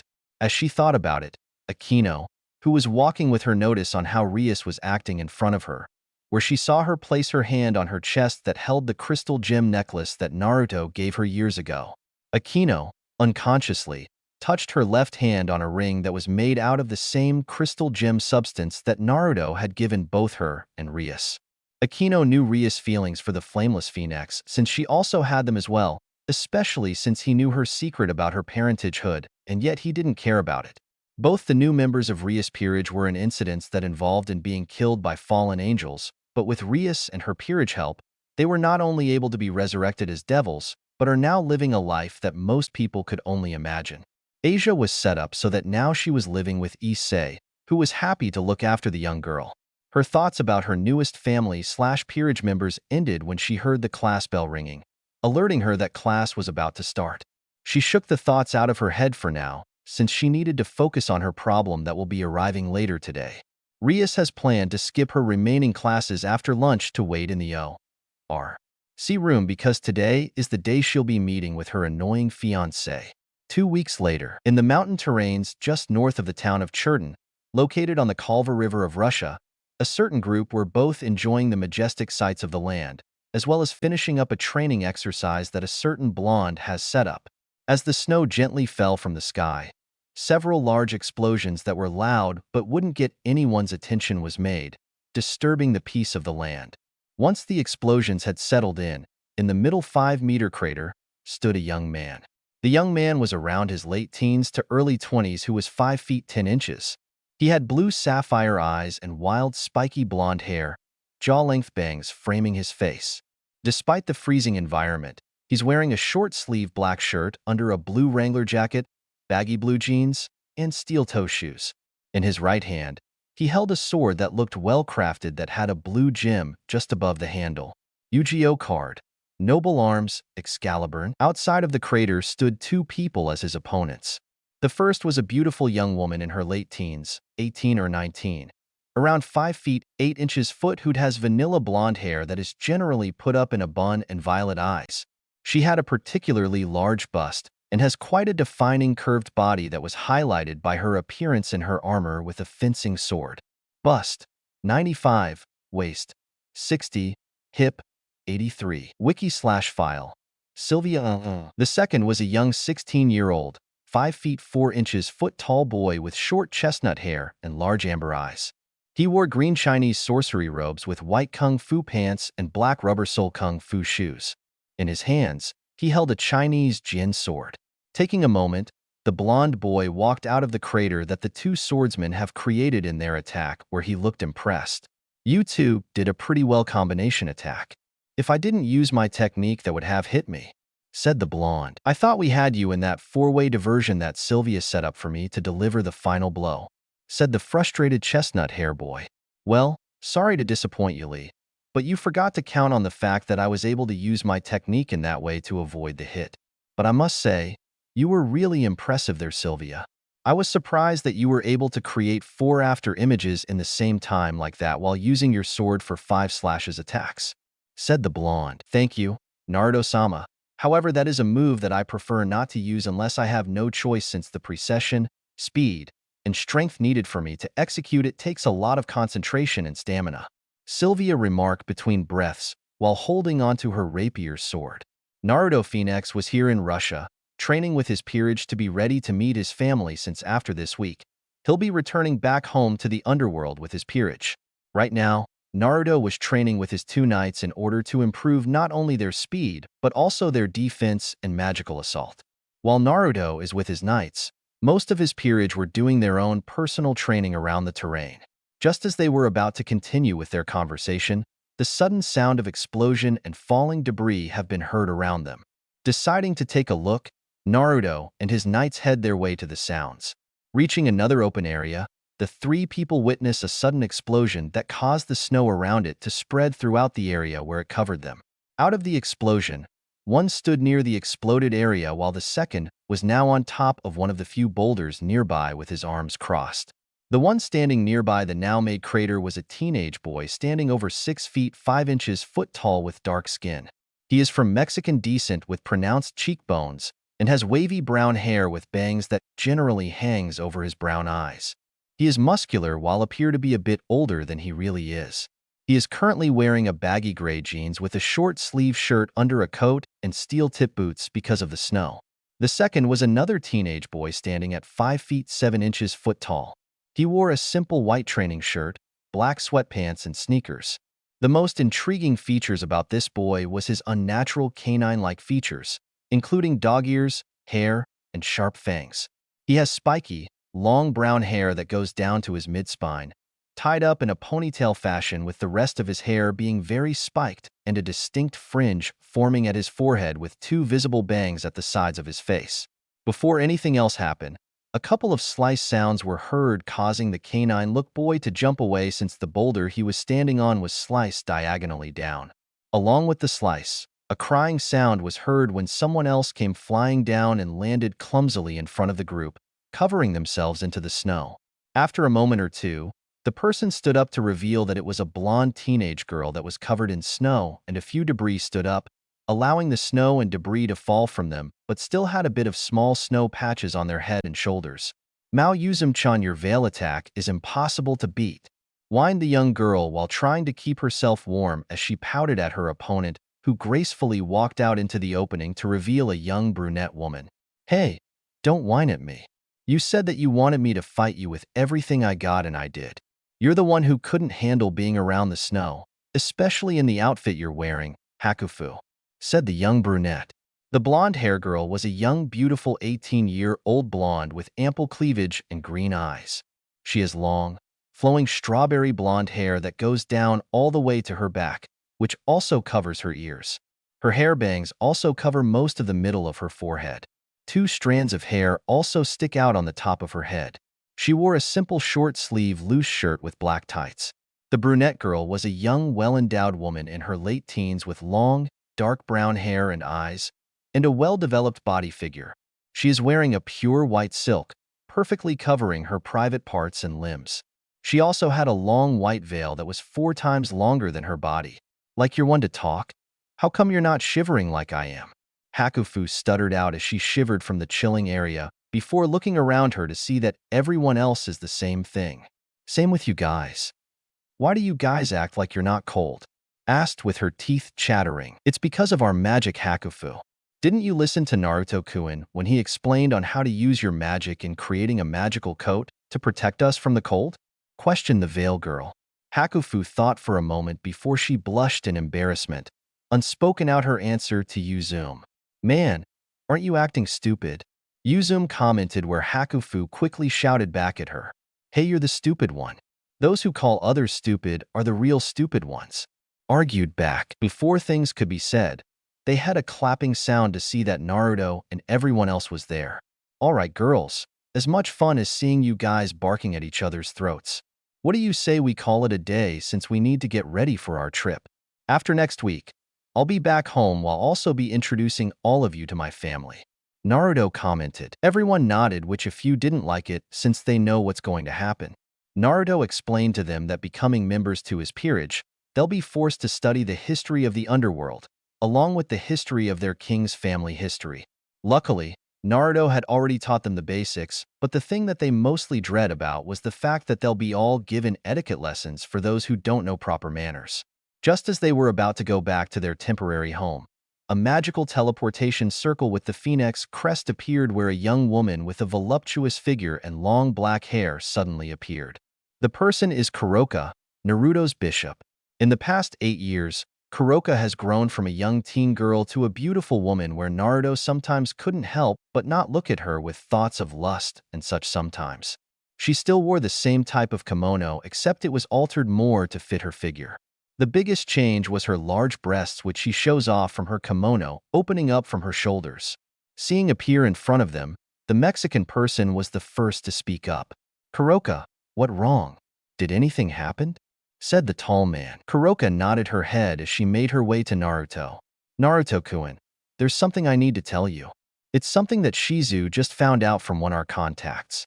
Kuroka stated, where Naruto leaned his ear to her, whispering to him the information she just found out herself.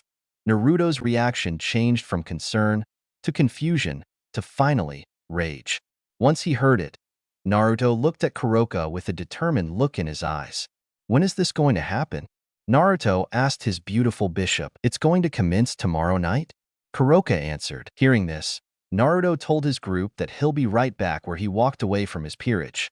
Everyone waited for 5 minutes before they both heard and felt a sudden explosion happened just where Naruto was. Everyone ran to it, where they spotted Naruto in the middle of the field as debris and destroyed trees scattered throughout the area. Taking a couple of deep breaths, Naruto turned to his peerage. Alright then, get ready. You guys help Shizuka-chan and Yuko-chan in getting everything ready since tomorrow. We're going to the underworld. It's time that I go back home and settle the issue with my brother. Naruto stated. Everyone can see that he was furious. They wondered on what got him so pissed off, where Kuroko explained that she and Shizuka will tell them later. But now, they need to get ready. As they all head back, Naruto looked at the area for a moment before using his power to cease the few flames that appeared after his explosive power-up. Once he was done, he left, never knowing that he left one single small flame that still continued to burn. The flame itself would extinguish itself in a little bit, but the interesting thing is the flame itself. The flame had traits of darkness and light that seemed to both balance and chaotic at the same time. Underworld. Several high-class families, mostly lords and their wives, gathering together for a celebration event. In the Phoenix Castle, many servants are moving around serving the lords and ladies of the remaining 72 pillars.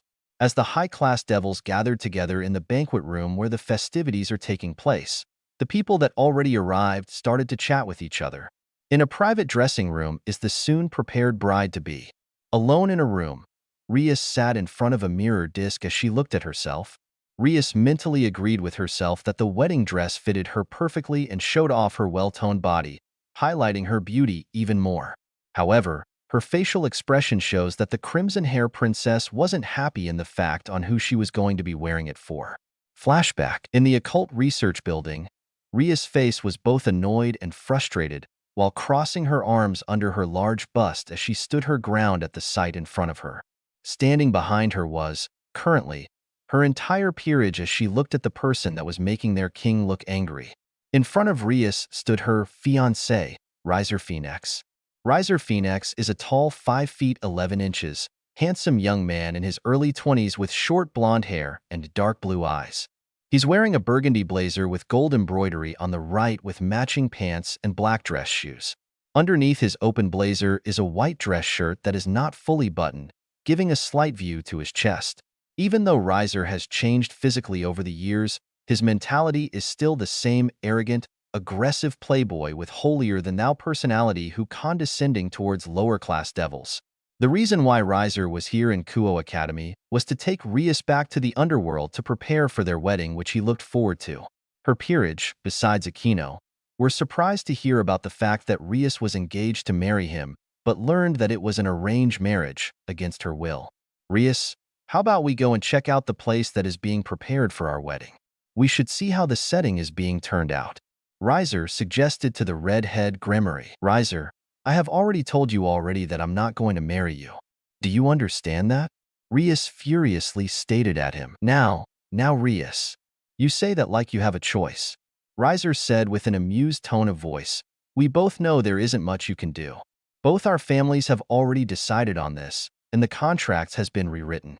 Don't forget that your family has been just as hasty to unite our two houses as mine. He completely stated to her. Don't speak so presumptuously. As the heir of the Gremory family, I'm the only one who will decide on who I'll be marrying to.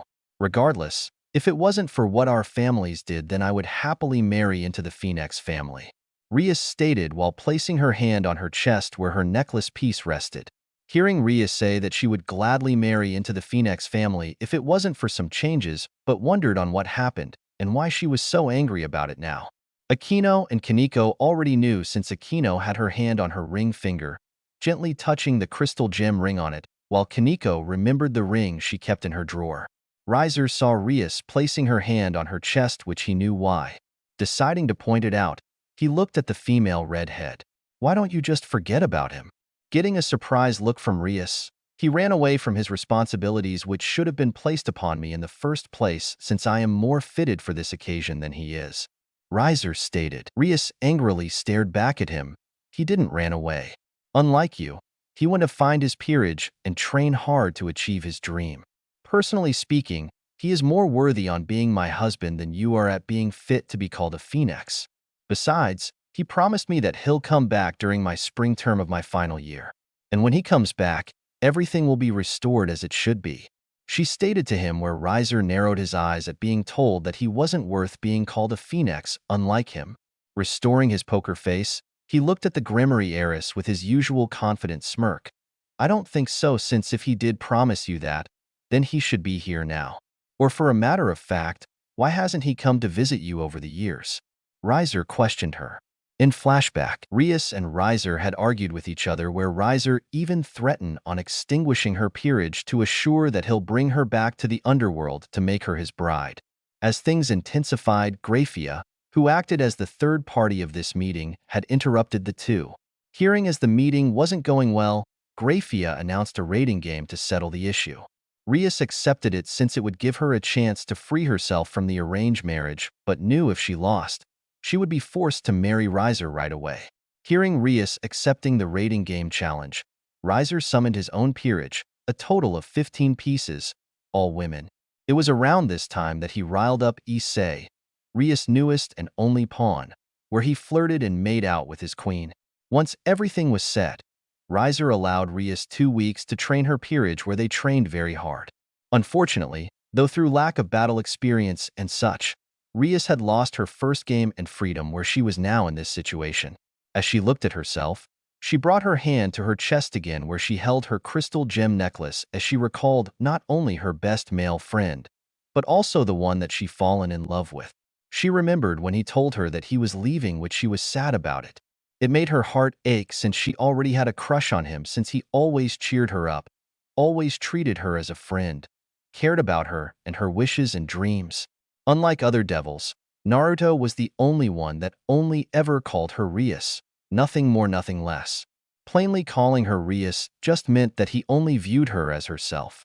Naruto was also someone who didn't care about titles and such, where he even called and talked to the Satans, mostly Surzex, in a friendly manner or gesture in front of high-class devils, or simply calling him idiot or something as a nickname, showing that he doesn't fear status but didn't care about it either. Her trip down memory lane ended when she heard that she was being summoned now, where her parents are waiting for her. Slowly getting up, she started to head out, where each step she took knew that her life was close to being stolen from her. Phoenix Castle. In the banquet room, many devils waited for the party to truly begin. Among the crowd was Rias's own peerage, Aquino, and everyone else from the ORC. As they waited, their faces carried a frown, since they weren't in the mood. The reason they had a depressing mood was because their king, Rias, is now being forced to marry Riser Phoenix. Out of all of them, Issei was the one that felt the most depressed and frustrated, since he was the last one to help Rias win, but he was taken out by Riser. Issei fought well with a struggle against Riser's peerage, but when he faced against Riser, it was where he met his match. Issei had tried to use his boosted gear to fight against Riser, but he had used the dragon's power that was inside his sacred gear, too much so his body was spent.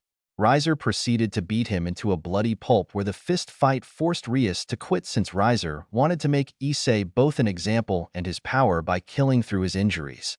Once the raiding game has ended, Rias was taken by both her and the Phoenix family to get her ready for the wedding. Her peerage was taken to a special recovery room, where they got treated for their injuries. Having recovered, all of them were soon fitted for the engagement party, where it will lead to the wedding immediately. Both Issei and Kiba were wearing tuxedos, while Asia and Kaneko were wearing string dresses that reached above their knees, and Aquino wearing a kimono. Their thoughts about the raiding game and Rias' engagement ceremony stopped when they heard a familiar voice comforting them. You all did pretty well in your fight against Riser. They turned to see a young, bespectacled woman in her late teens with a slim figure. She had a black, short bob-cut hairstyle and violet eyes. She wore an elegant string dress short that went down to her knees.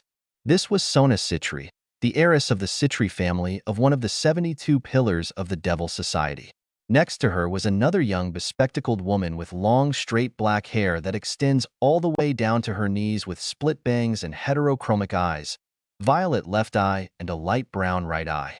She was also wearing an elegant string dress, but hers is light blue while Sona is violet. Getting their attention, Sona continued on with her opinion. If Rias had another piece or two, she might have one. Sona said, yeah, but it doesn't help us now. Rias is about to be forced to go through this now.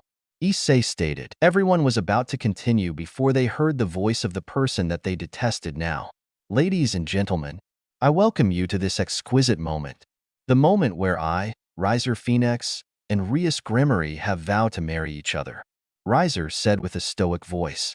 The guests applauded the young man about his engagement since Rias Gremory was indeed a fine woman to marry with. As the people continued to applaud the young man, many talk about the rating game where some of Riser's peerage commented that Riser knew that he was going to win, where Riser also noted the same thing. "Look at him. He doesn't see on how close of a match it was," Kiba remarked. "True, but right now this is going to be an annoyance from this point," Sona suggested. Growling a bit, Issei outburst to his group, "How can we just sit here and do nothing? Let's try and do something to prevent this," he suggested, but Sona shook her head in disapproving. "Unfortunately, there isn't anything else you can do. It's a shame really, since I know that Rias wouldn't mind being part of the Phoenix family, but not like this," Sona said. "Ano, what do you mean? I thought Rias detested on being part of the Phoenix family?" Asia asked out in confusion. "It's not that she detests the Phoenix family. It's just that it's the wrong person," Akino said. Issei, Asia, and Kiba were curious about it. Akino explained that after Rias had met with Kiba, around the same time someone else left. That person was not only Rias' true fiancé, but also her best friend and true crush. That person is Naruto Phoenix, the youngest son of the Phoenix family. They were so surprised to know that Rias was in love with someone already.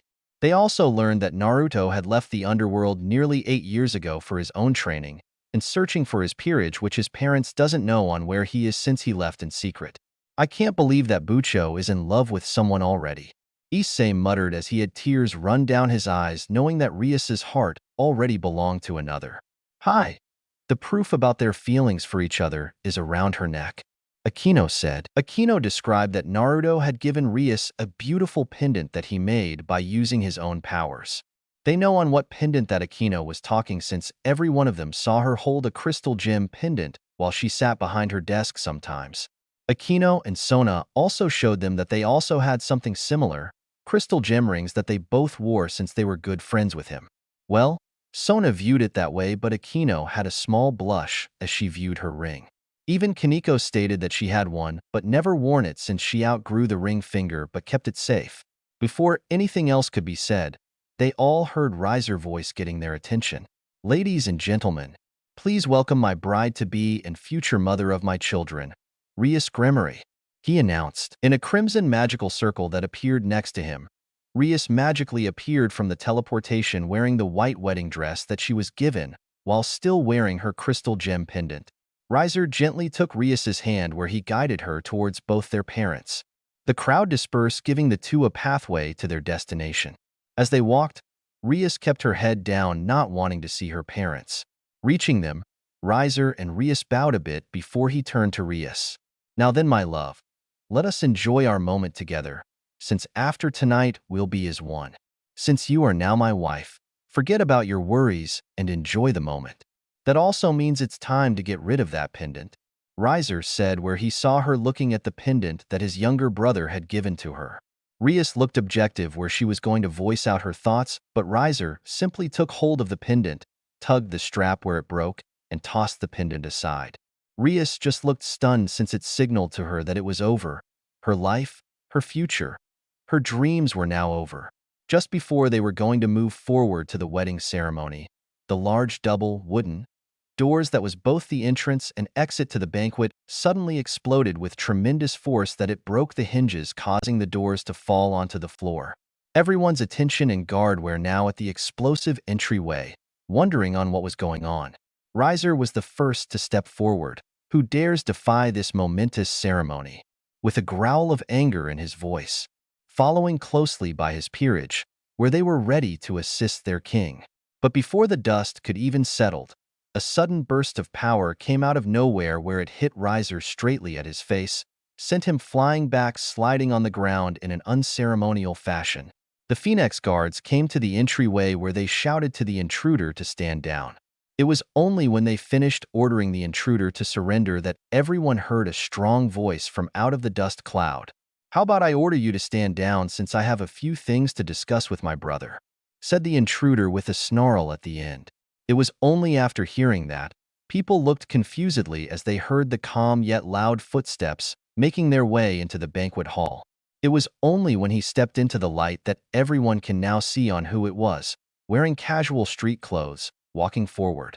Walking calmly, an intense aura that affected the lower high-class devils was let out every time he took a step closer to the center stage while still having his eyes glaring at Riser, who got back up.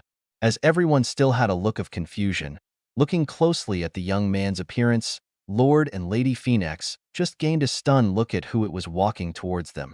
Riser and Ravel looked confused while Rias couldn't help but let out tears of disbelief since she couldn't believe that he came back now. Once he made it 5 meters away in the front of the stage, he looked at both the Gremory and Phoenix families. "Hello, Mother. Hello, Father. Naruto Phoenix, has returned," Naruto simply stated with a monotone look. Hearing the introduction to himself in front of his family, this got all the high-class devils to spontaneously chat among themselves, seeing that the runaway son of the Phoenix family has returned. While the guests chatted, both the Gremory and Phoenix family take a good look at him. Really observing on Naruto's physique, they can tell that he has completely changed from the little boy that they once knew him. The one thing that hasn't changed was his eyes, still focused and determined. Once the dramatic entrance ended, the only person to actually move was Rias, who slowly moved her legs, take a small step before finally just lifting the front of her dress where she just sprinted to him where she jumped on him, wrapping her arms around his neck as she cried out, "Naruto-kun, you're finally back. I missed you." Rias stuttered out as her tears fell from her eyes as she was both happy and relief knowing that Naruto was here in front of her, not in her dreams or imagination. "Sorry if it took me so long to come back to you. But I'm here now, and that's what it matters, so relax. I'll first settle things here before we can continue with our reunion," Naruto said where he gently removed Rias from him as he moved forward with Rias by his side. Calmly moving forward, Naruto swiftly and mysteriously removed his Wrangler jacket and turned it into a cape as it hung on his shoulders, revealing his bandaged forearms. Walking closer to his destination, he sensed that Rias was walking alongside him where he lifted his hand in front of her to signal her that he wanted to handle this himself. Rias was about to object, but saw the look in his eyes, saying that this wasn't a request as he only had eyes on facing his brother by himself. Yami Yugi jacket wear. Stepping onto the platform, he now stood face to face in front of Riser, who also looked enraged considering that the two brothers were narrowing their eyes to each other. Everyone stayed silent as the two siblings looked at each other. Naruto was the first to break the silence. "Hello, brother. It's been a while," plainly stated. "Yes, it has, and fortunately you've returned in a very joyous occasion, at mine and Rias' marriage ceremony," Riser stated with a grin. "Oh, really? Then my sudden return has been perfectly timed since I came in the right time," smiled Naruto as he closed his eyes before opening them again with a serious look. "So I can stop it from happening," he stated with a deep and commanding voice where Riser scowled at him. Both boys looked like they were about to fight each other, but relaxed a bit when their father spoke up. "Naruto, my son, it's good to see you've returned home after being away for so long," Lord Phoenix said with his mother tearfully smiling at her youngest son's return. "It's good to see you too, father, mother, and it's even good to see you too, Lord and Lady Gremory. Although, I'm having a bit of mixed feeling right now, considering on what you two are doing to both me and Rias," Naruto admitted without taking his eyes off Riser. Both his and Rias' parents looked a bit ashamed considering that Naruto was talking about the change about him and Rias getting married to Riser and Rias getting married.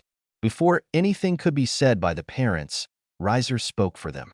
"It's actually a good thing that they changed Rias' fiancé.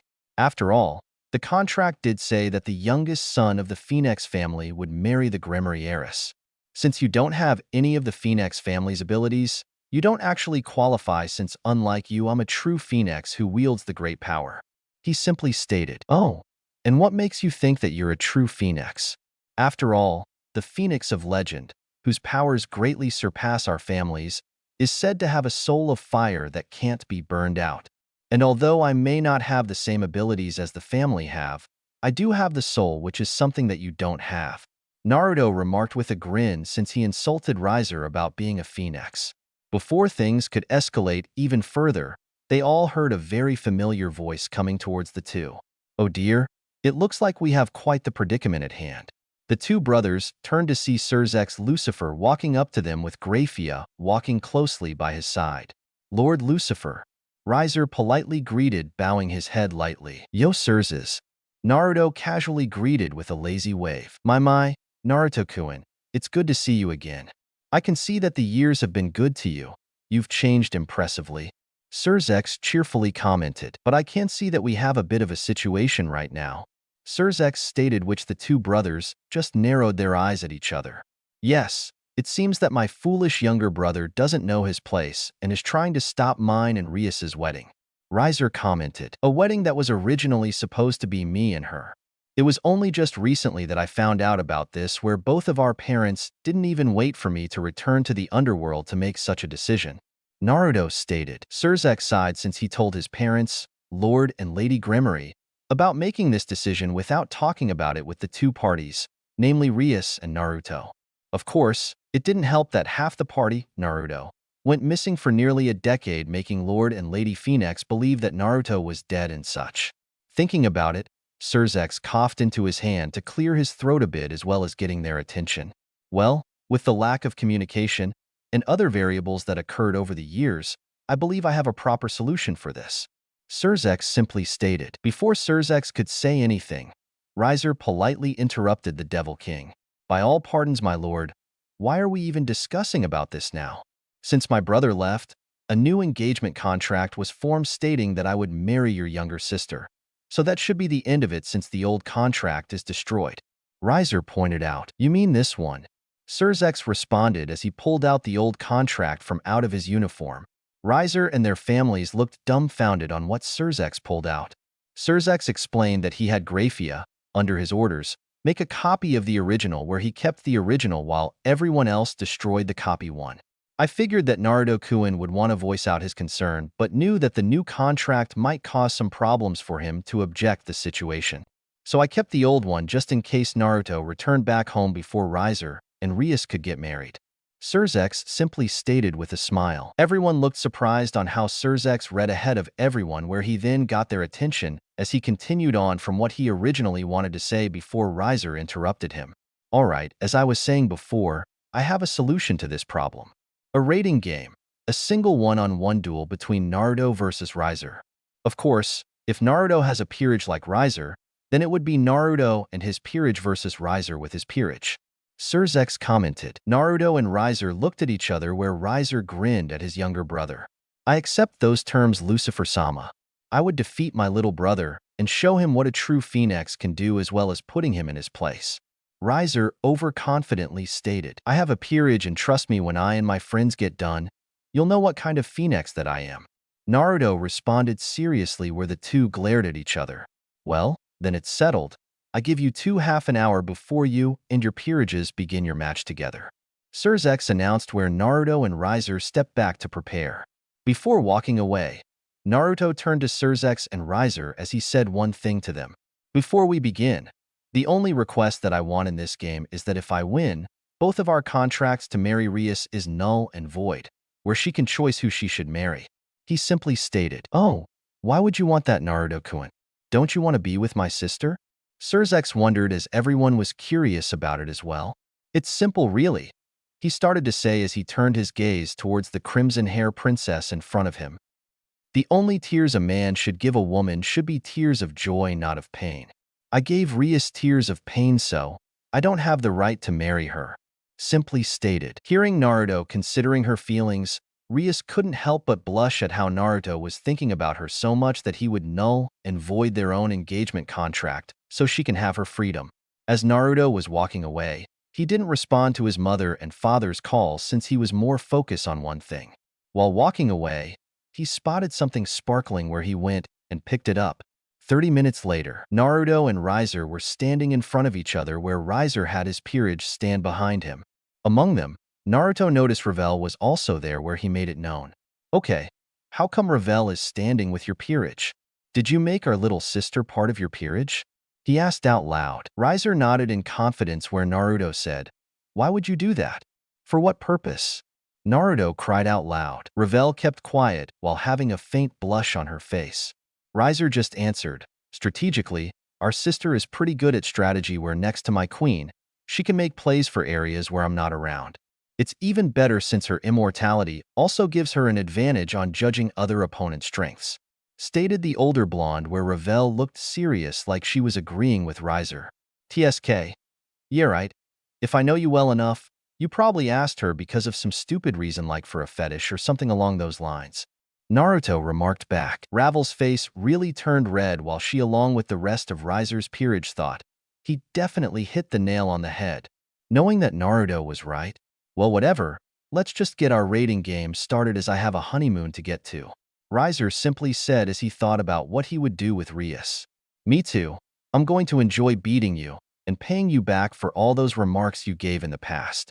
It's about time we know what kind of phoenix we both really are. Naruto agreeing with his older brother.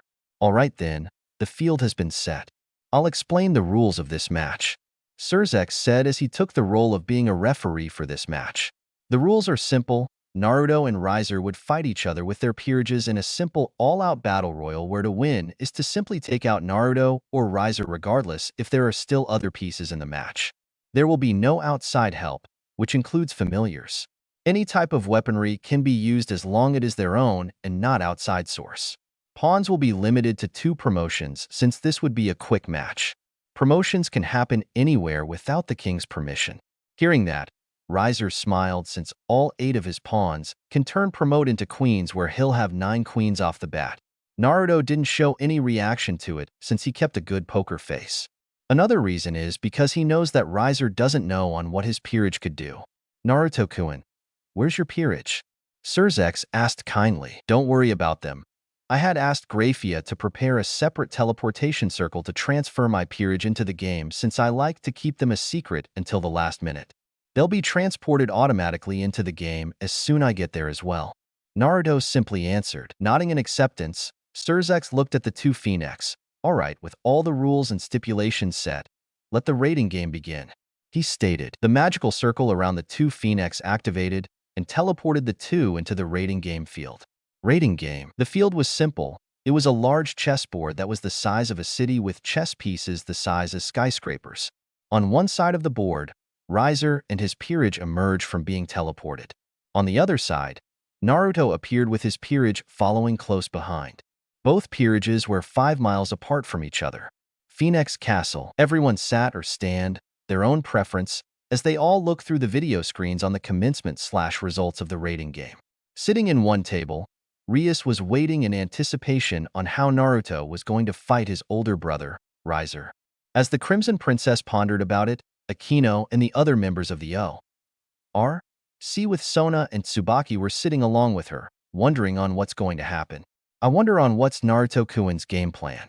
Things could be disadvantaged if he doesn't figure out a way to handle his older brother along with their little sister.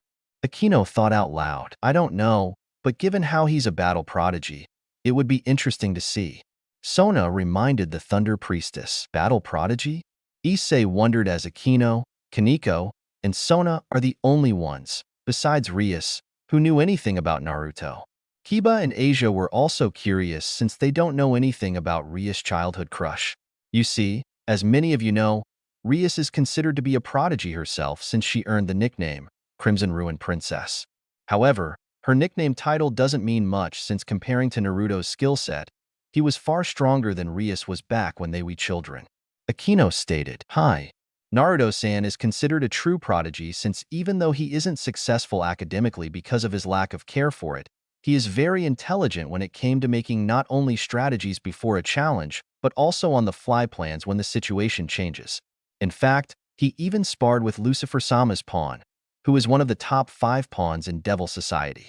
Sona added into Akino's statement, punching Beowulf with his own fist.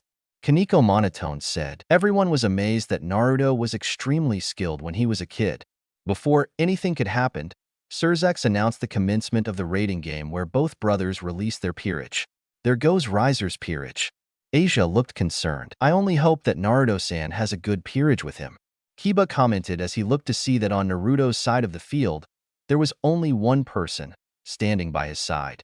The person is a 5 feet 7 inches foot tall, young, beautiful buxom woman in her late teens with ridiculous curves, given her physique is mostly pronounced by her humongous breasts. She has hazel eyes and long blonde hair that extends down past her waist tied in a ponytail. Several bangs of her hair comes down into her face with two bangs coming down at the sides running all the way down while also framing her face while revealing her elf ears. She is wearing a light pink, short-sleeve jacket over a tight, short-sleeve, black tank shirt that went down to her waist while revealing a good portion of her large cleavage.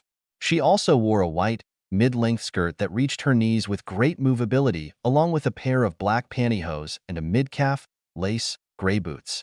Sugoi. She has the biggest toupee that I've ever seen. She's even bigger than Akino-senpai. Issei announced in amazement/disbelief as he ogled the blonde woman's body with his usual perverted look. Eki Issei-senpai.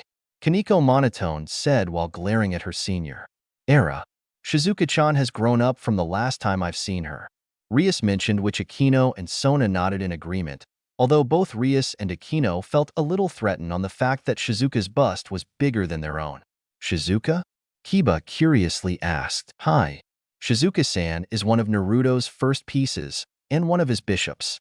She's the same age as Rias, Akino, Tsubaki, and I as well as a good friend. Sona explained. She's a bishop. Issei repeated when he looked at Shizuka and mentally imagined Asia. Asia is cute and adorable in her own right where Kuo Academy considered her the princess of the second-year students. Shizuka, on the other hand, would be considered to be the third great lady if she is transferred into it where he couldn't help wonder on what her breasts look and feel like. Seeing the perverted look, Asia, with a bit teary eye, pinched Issei's elbow, getting to snap out of it while Kaneko glared at him. In any case, I'm curious on how strong she is. If I remembered correctly, she was training to become a healer. If anything, she might be like Asia-chan with her twilight healing. Akino wondered out loud. Rating game. As Riser's peerage ran towards Naruto's position, they separated in hopes to surround them since there isn't any places to hide from.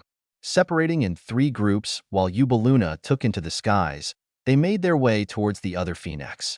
Group 1 was being led by Isabella, Riser's rook, which held Cirrus, Knight, Lee, Nell, and Shiraya, pawns. Running to cover Naruto's right side, they made it halfway before they had to stop as they come across their opponents. In front of them, 3 people stood against them. Standing in front of the opposing group was the teenage boy with the dog features. He looks the same except now he was wearing a short-sleeve gray shirt with collar and black pants. In his left arm, he wore a protective gauntlet that was strapped around his chest which covered his shoulder down and white gladiator boots that went up to his mid-thighs. Standing next to him was the vanilla hair blonde, wearing her usual clothing, while holding a sheath, European medieval sword. Along with them was Hakufu, but she was wearing a black Chinese dress with a red fire pattern that starts off from the waist up and her near her chest.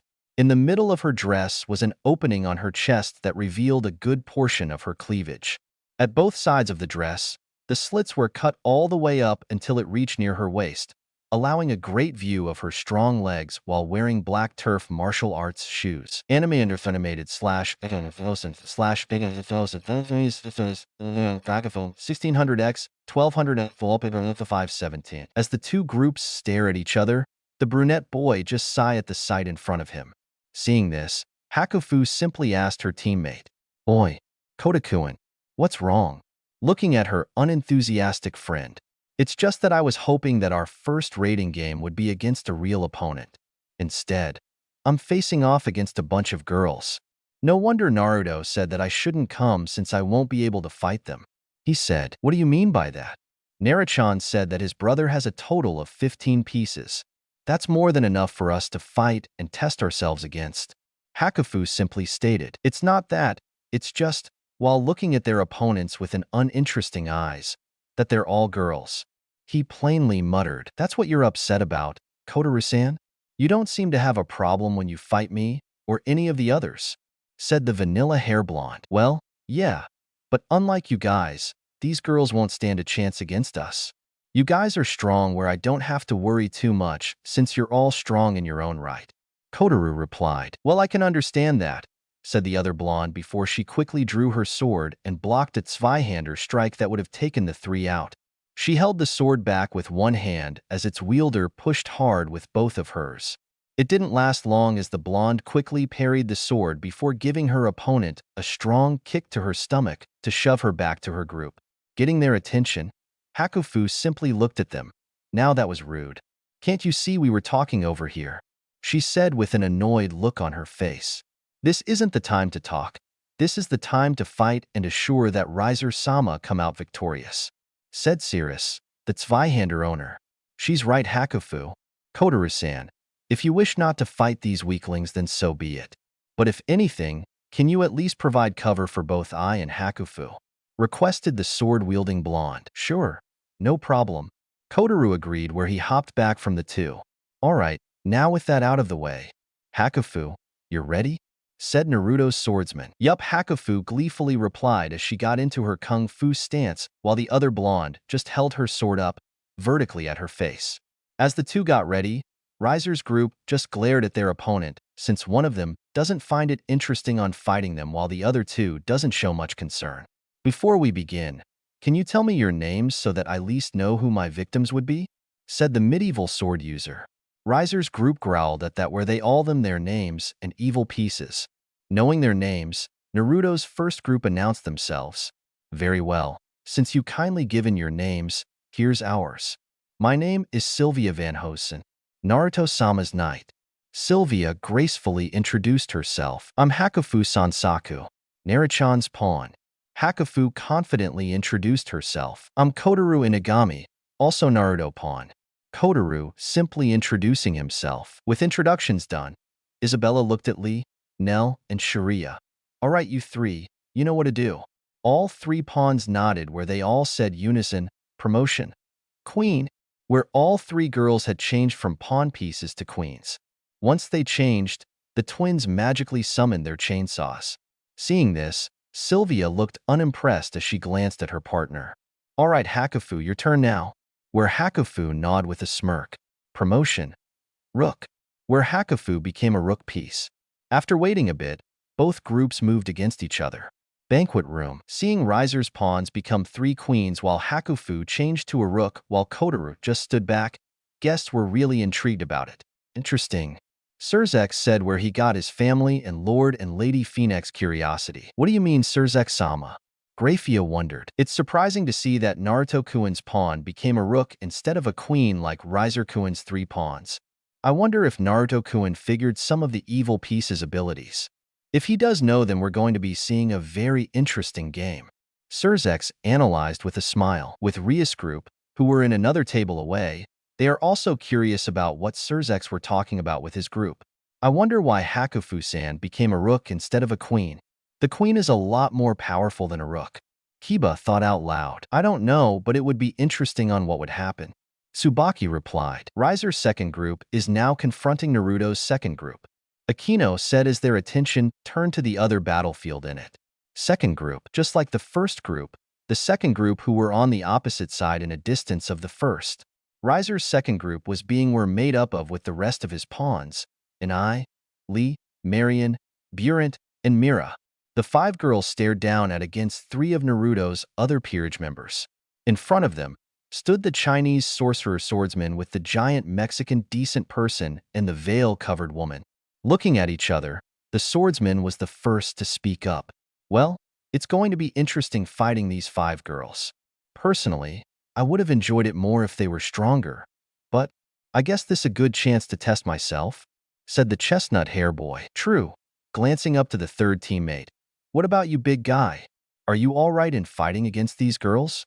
Yuzum asked. Not really, but Naruto is fighting to help his friend, so I'll fight them.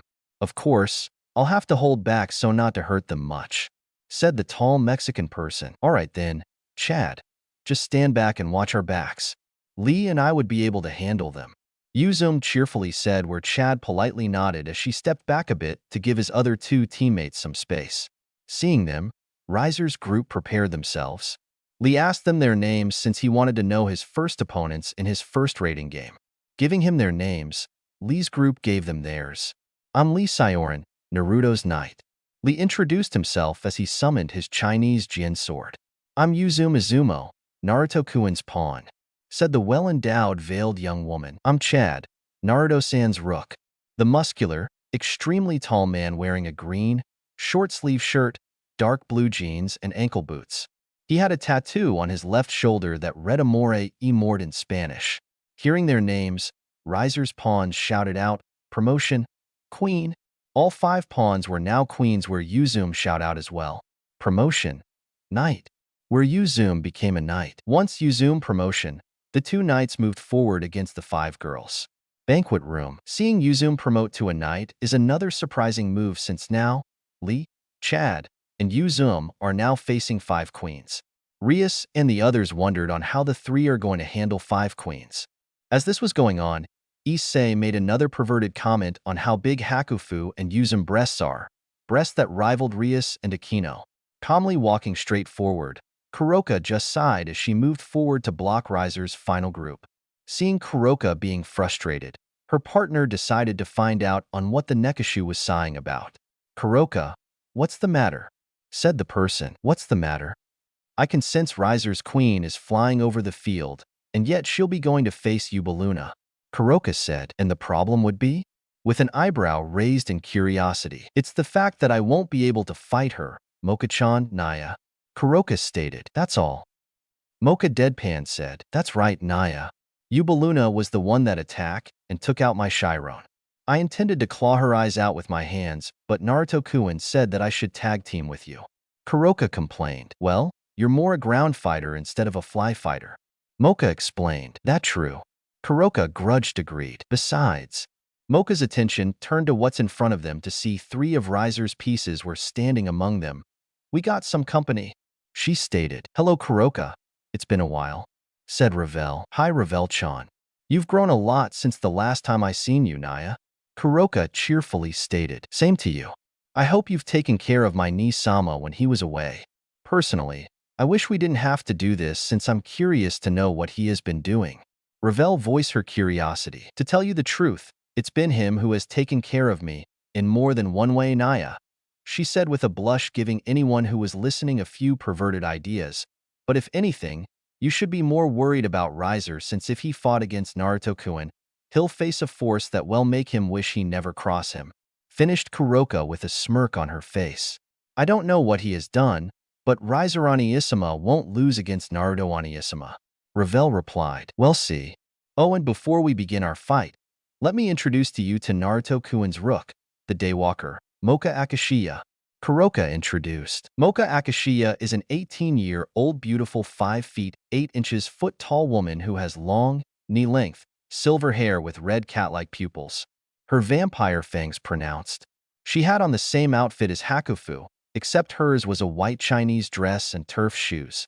Hearing that Mocha is a vampire, Ravel looked a bit nervous, but remembered she had 2 strong partners. Ravel introduced Kuroka and Mocha to Maihi, Bishop, Carlamine, Knight, and Shuelon, Rook. Hearing this, both Mocha and Kuroka just smirked in confidence. The 2 just got themselves ready as Ravel ordered Carlamine and Shuelon to take on Kuroka and Mocha while Maihi and her offer support. Banquet room. Whistling casually, Surzex looked at the screen that had Kuroka and Mocha. "So he has a vampire among his peerage. That's interesting, wouldn't you say, my son?" Lord Gremory stated. Surzex nodded in agreement as Lord Phoenix also wondered on how his son got a vampire, especially a Daywalker to boot. "Damn that Naruto bastard. He has several sexy girls with killer bodies that rival Bucho and Akino-senpai," Issei stated out loud as he shook his fist in rage at how envious he was to the new Phoenix.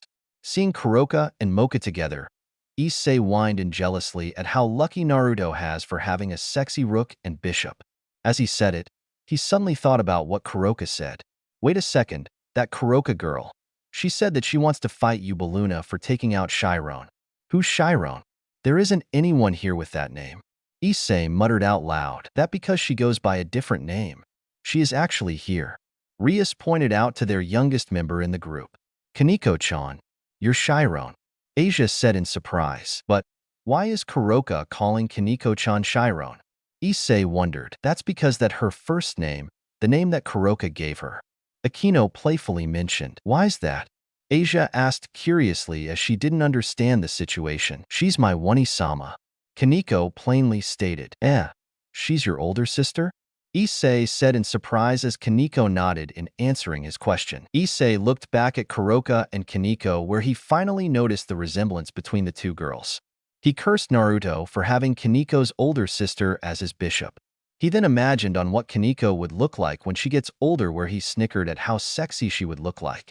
Kaneko kicked him, breaking him from his imagination. Hentai. Issei-senpai. She said. Ano. If Kaneko-chan and Kuroka-san are sisters, why aren't they both in either one of your peerages, Bucho? Asia asked out of curiosity since it kept both sisters separate. You see, Naruto found Kuroka and Kaneko-chan years ago where he took Kuroka in. He would have wanted to have Kaneko-chan in his peerage as well, but given the special circumstances it would have been a problem. So, he asked if I could take in Kaneko-chan as part of my family, which I happily agreed, which I never regretted on my decision. I not only gotten a wonderful rook, but I also gotten both a friend and a cute little sister.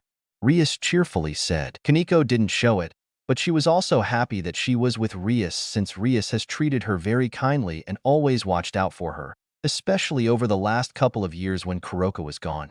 Their attention soon changed when Sona spoke up. She openly said on how curious she was on the fact that Naruto has gotten a vampire, especially a daywalker. Hearing that Mocha is a vampire, Issei was surprised, but not much since he was getting used to the supernatural world, while Rias thought about her second bishop since Mocha's presence might cause some situations. As their conversation continued, their attention turned back to the raiding game as the sounds of explosions and battle cries could be heard. It was only when the smoke cleared in one of the battlefields that they saw the results. Kotaru's group. As the twins with chainsaws moved with their heightened queen promotion, Naruto's first group waited patiently before the two reached the halfway point. Once they did, Hakufu made her move.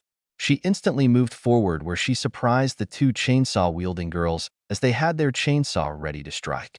The first thing that Hakufu did was to disarm them by destroying their weapons. Channeling her magic where she gathered a small amount of water, she aimed for the sides of the chainsaws where she broke the machines with a quick punch and back elbow thrust before performing a double split kick on the two to separate them. Seeing the twins being taken out, Sirius and Isabella moved forward, but were surprised to see Sylvia was already in front of them. Sylvia focused her attention on Sirius where she used her sword skills to parry Sirius' larger sword with ease while pushing her attack on her. Isabella rushed towards Hakufu, who calmly stood still with a smirk. Isabella started to fight Hakufu with incredible skills in martial arts, but Hakufu easily blocked, diverted, and dodged all of Isabella's attacks. Having enough of Isabella's assault, Hakufu waited until Isabella made the mistake. Isabella threw a punch where Hakufu ducked under, giving her an opening. Gathering Ki into her hand, Hakufu immediately delivered an open palm strike at Isabella's unprotected abs. In an instant, Isabella felt a pain like no other as Hakufu delivered her strike. The Ki-enhanced palm strike delivered a powerful hit where Isabella was sent flying with plenty of her clothes being destroyed along the process. Isabella was sent directly into one of the giant chest structures that was nearby. Being out cold as Isabella was now stuck 5 feet deep inside the stone structure. It was then that she was being teleported out of the raiding game. Riser's rook has retired, Grafia announced to everyone. Sharia, who was witnessing on what was happening, decided to join in but from distance. She promoted herself to a queen as well where she gained a boost of magical power. Staying from a distance, she fired several, simple, fire attacks at Hakufu in hopes to bombard her around. Seeing Sharia firing several volleyball-sized fireballs, Hakufu switched gears where she concentrated with her Ki to manipulate her water nature. Gathering a good amount of water around her body, bathtub size, and fired it directly at Sharia's fire attack while running towards her. The water collided with the fireballs which canceled each other out, surprising Sharia. Before she could react, Hakufu was now in front of her where he delivered a strong left hook into her stomach. How? Sharia stuttered in pain before she went unconscious where she was then teleported away. Riser's pawn has retired. The twins finally got back up from being kicked away where their head was still spinning. They stumbled close together in order to figure out on what to do. But before they can come up with something, they both heard from behind them. All right now, it's time for little girls like you to fall asleep. They both turned to see Kotaru was right behind them with his hands on their shoulders while lazily looking at them. Before they can move, Kotaru squeezed a bit on certain part on their necks where it made them twitch for a moment before they went out cold. The two girls were then teleported away from the battlefield. Two of Riser's pawns have retired. Cirrus panted heavily as she held her sword in front of her, while Sylvia still kept her cool and showed no signs of exhaustion.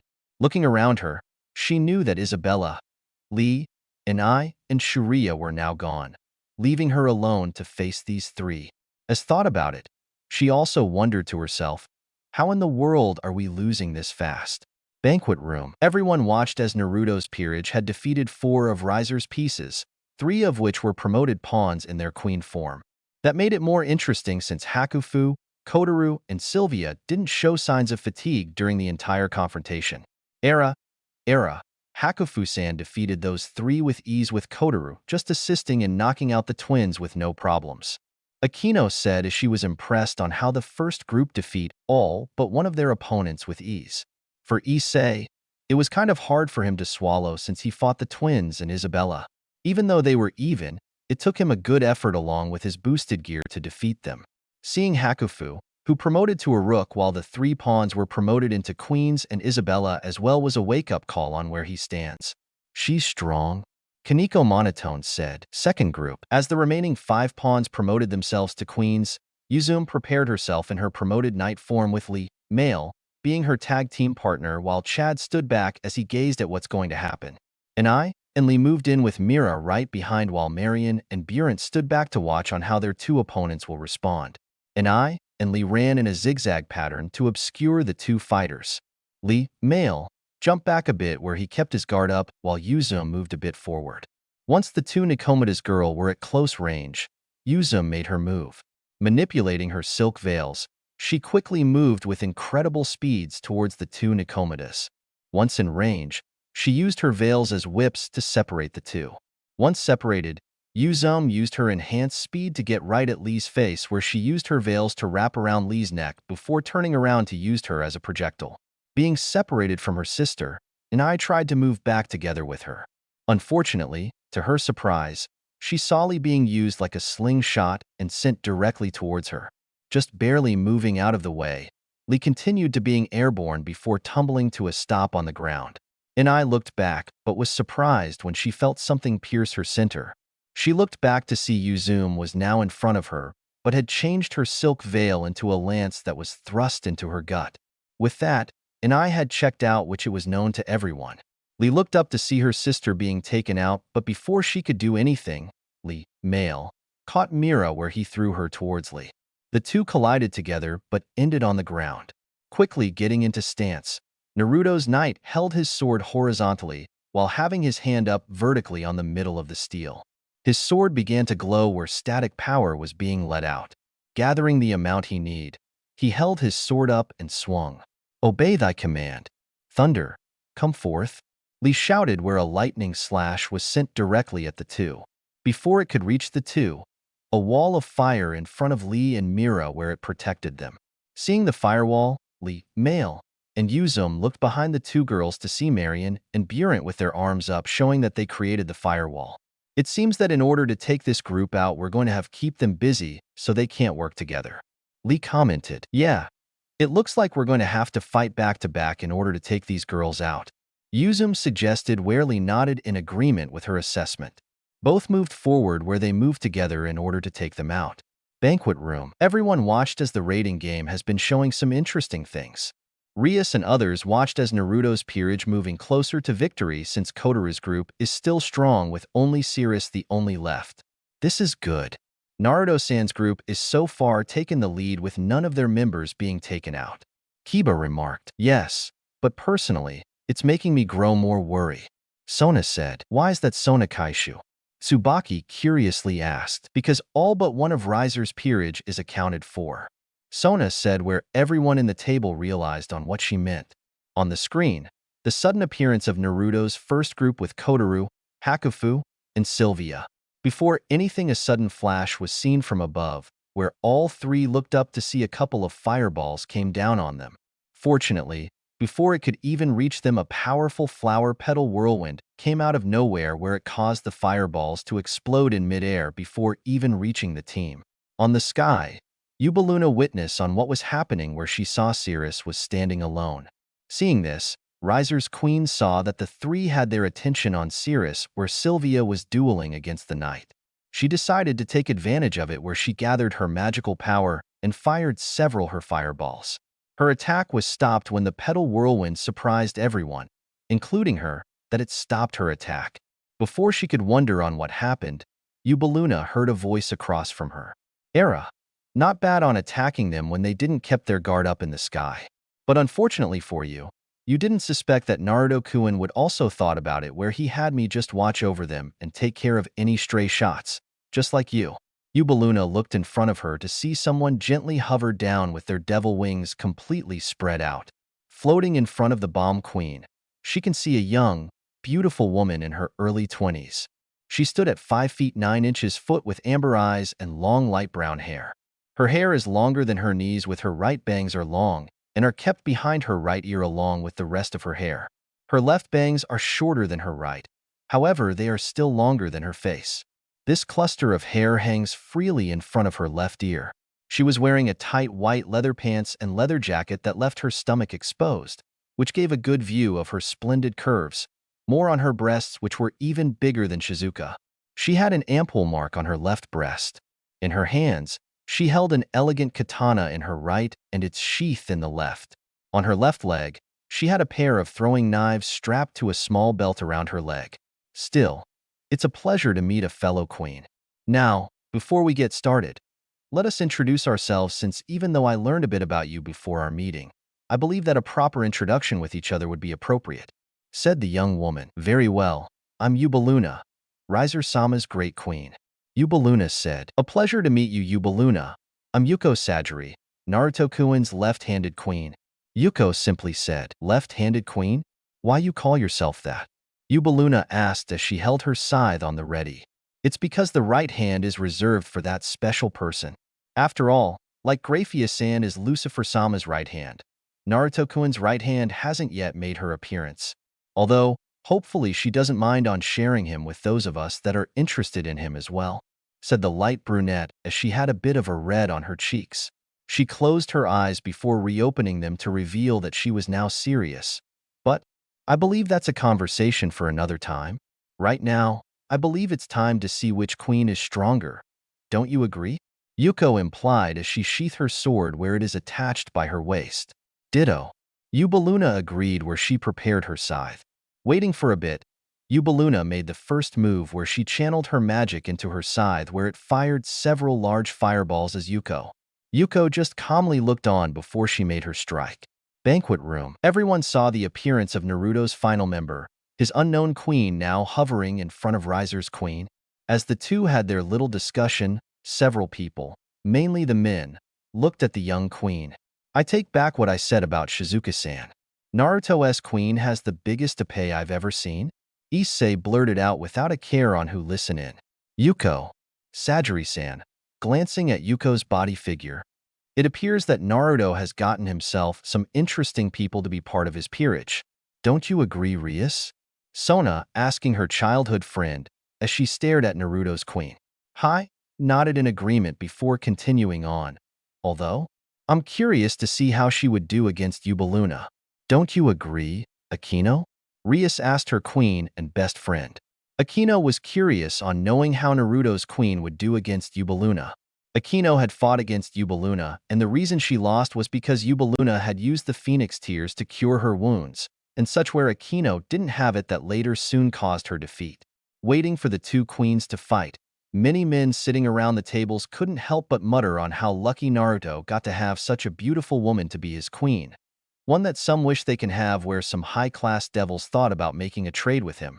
In Gremory and Phoenix family table, Lord Phoenix commented on his youngest son's choice in his queen since he was interested to see what she can do if she was able to block Ubaluna's attack with ease. As the battles around the raiding game continued on, Kuroka and Mocha both kept their guard up since they were facing not only Ravel, but also Riser's final rook, knight, and bishop. After waiting for a bit, Riser's group made their first move with Maihi, and Ravel quickly got together where they fired several fireballs at the two. Both girls didn't look fazed as the fireballs hit them where the others wondered why their opponents didn't move. The answer became clear as their images simply disappeared like a soft, gentle wind. Kuroka and Mocha were illusions as they had disappeared. All of them tried to look for them when all of a sudden Kuroka appeared in front of them again. Smiling confidently in a sinister way, the raven-hair Nekashu simply said, Era, that was a good effort. If we were rookies, but unfortunately, I and Mocha have personally been trained by Naruto-kun. And you do remember Naruto-kun is like when it comes to fights. Where Ravel reluctantly nodded since she remembered when she was younger on how skilled Naruto's combat skills are. Before anything else could be said, Kuroka simply stated with a smile, also, watch out Naya. They looked confused before they realized on what she meant where they looked around to see Mocha was now running towards them before leaping into the air for a flying high kick. Ravel and her group separated as they dodged Mocha's attack. Mocha slid on the ground where she created a ditch that was 5 meters long and knee-high. Seeing how strong Mocha really is, Shualon and Carlmane knew that they needed to take out Mocha first since not only are her physical skills high up, but also her speed. Shualon looked at Carlmane where they were in the same page about it. Carlmane suggested that Shualon to go see how fast Mocha's reaction speed and martial arts skills are before they decided on how to take her out. Leaping out of the ditch she created, Mocha looked to see Shualon running towards her. Seeing Shualon coming at her, Mocha witnessed Shualon had her hand and feet covered in fire. Not feeling concerned, Mocha steadily waited until Shualon came to her. Getting within striking range, Shualon punched and kicked Mocha in any way she could in order to injure Mocha. Unfortunately, Mocha simply dodged every last of Shualon's strike without her even touching her. Getting annoyed, Mocha decided to end the fight by catching Shualon's high kick while avoiding the flame around her foot. You're annoying. Know your place. Mocha simply stated as she backflipped her body, tugging at Shualon closer. Letting her go, Shualon didn't have a change to block properly Mocha high kick to her face where she was shot back into one of the giant chess pieces. Seeing Shualon being sent flying, Carlmane looked worried before she heard steady footsteps coming towards her. Looking back, she saw Mocha calmly walking closer to her. Seeing her coming towards her, she drew her sword where she encased the blade with fire to increase its damaging effect. As Carlmane prepared to avenge Shualon, she gazed at Mocha's eyes where she started to quiver a bit in fear. Mocha's eyes were piercing red where it glowed even redder as a slight breeze made her hair gently move with the wind, making her more majestic. At the same time that Mocha was dealing with Shualon and Carlmane, Kuroka was dealing with Ravel and Maihi. Once being separated from Mocha's attack, Ravel and Maihi got together where they decided to rejoin with either Shualon or Carlmane. Before they could even move, they were surrounded by multiple Kurokas. The black-hair Nikomata used her senjutsu and Jujitsu abilities to create illusions of herself to surround Riser's 2 bishops. Ravel and Maihi fired several fire attacks at her where each attack just phased through. Oh my, those attacks would have hurt. Too bad for you two to have such poor aim. I think you two might be overstressed about this. Here, this should help you relax a bit, Naya. All the Kuroka illusions simultaneously said while raising a hand up, letting out a gentle yet strong breathe out onto her hand. A small amount of mist began to increase in size.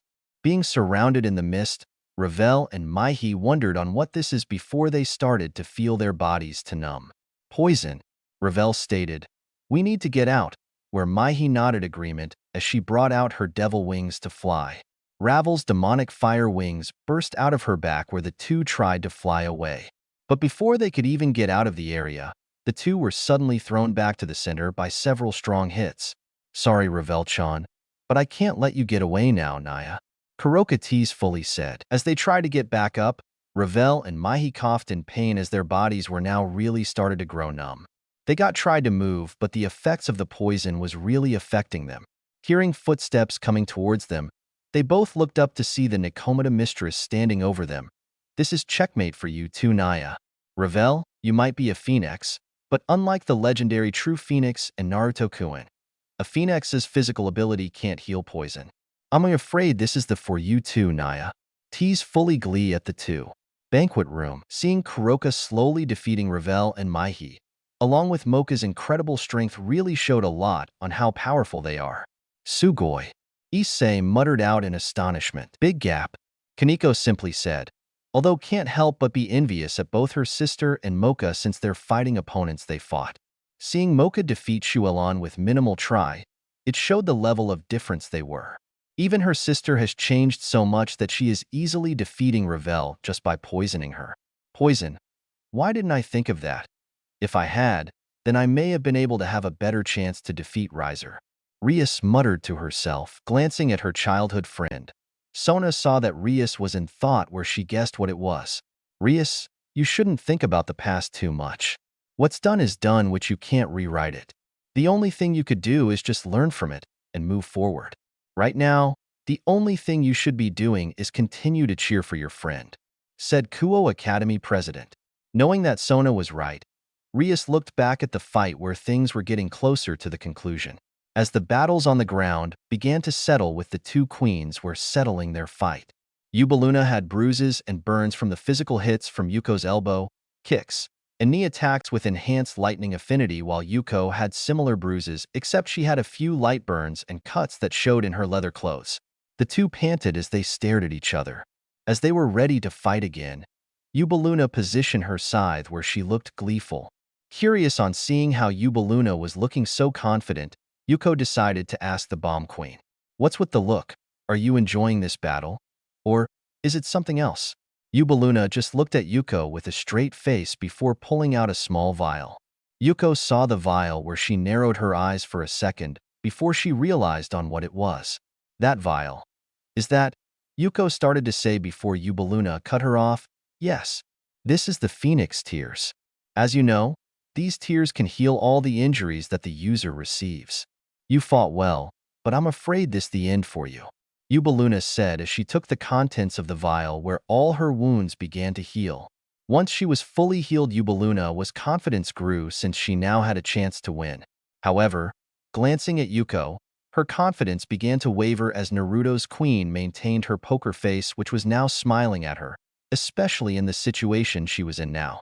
I can see that the Phoenix Tears abilities are true as they say, which can be very troubling. However, in this case, it won't matter since I've already completed my task, Yuko stated. Your task? Yubaluna said as she gathered her magic for another fire attack. Yes, you see, Naruto-kun had asked me to observe you and gather some intelligence on you. However, seeing the rating game match against Rias and how you fought now, Naruto-kun's hypothesis about Riser not training his peerage properly does show, Yuko explained. Yubaluna grew angry where she threw several fireballs where Yuko easily dodged or deflected by sending some lighting into her arms and legs. Getting a bit of distance, Yuko looked back at the bomb queen. I believe I have entertained you long enough. It's time to finish this, she stated as she began to draw her sword from its sheath for the first time in their battle. It was then that Yubaluna and those in the banquet room gazed at flameless Phoenix Queen.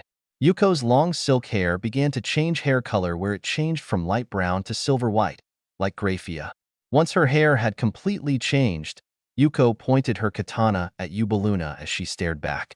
Yubaluna didn't wait for Yuko to make a move where she gathered a large amount of fire magic against the now silver hair queen. But before she could even attack, Yuko moved forward with her sword covered in lightning. Yubaluna attacked with a concentrated fire blast at close range to take out Yuko, but Yuko unleashed a powerful lightning-enhanced slash with her sword. The slash not only cut Yubaluna's attack, but it continued to move forward as it grew in size and power, completely overwhelming Yubaluna's attack as the slash hit dead-on. Kayakudai Raimaiken, Maximum Thunderclap Sword. Yuko calmly said as her placed back her sword in its sheath while Yubaluna is forcefully teleported away in a magical teleportation circle. Riser's queen is retired, Graphia announced. Yuko breathed easily as she took out Riser's queen where it shows with her hair going back to normal. It was then that she heard from the intercom in her ear. Yuko-chan, I sense that you fought and took out Yubaluna. Are you alright? Naruto asked. I'm alright, Naruto-kun.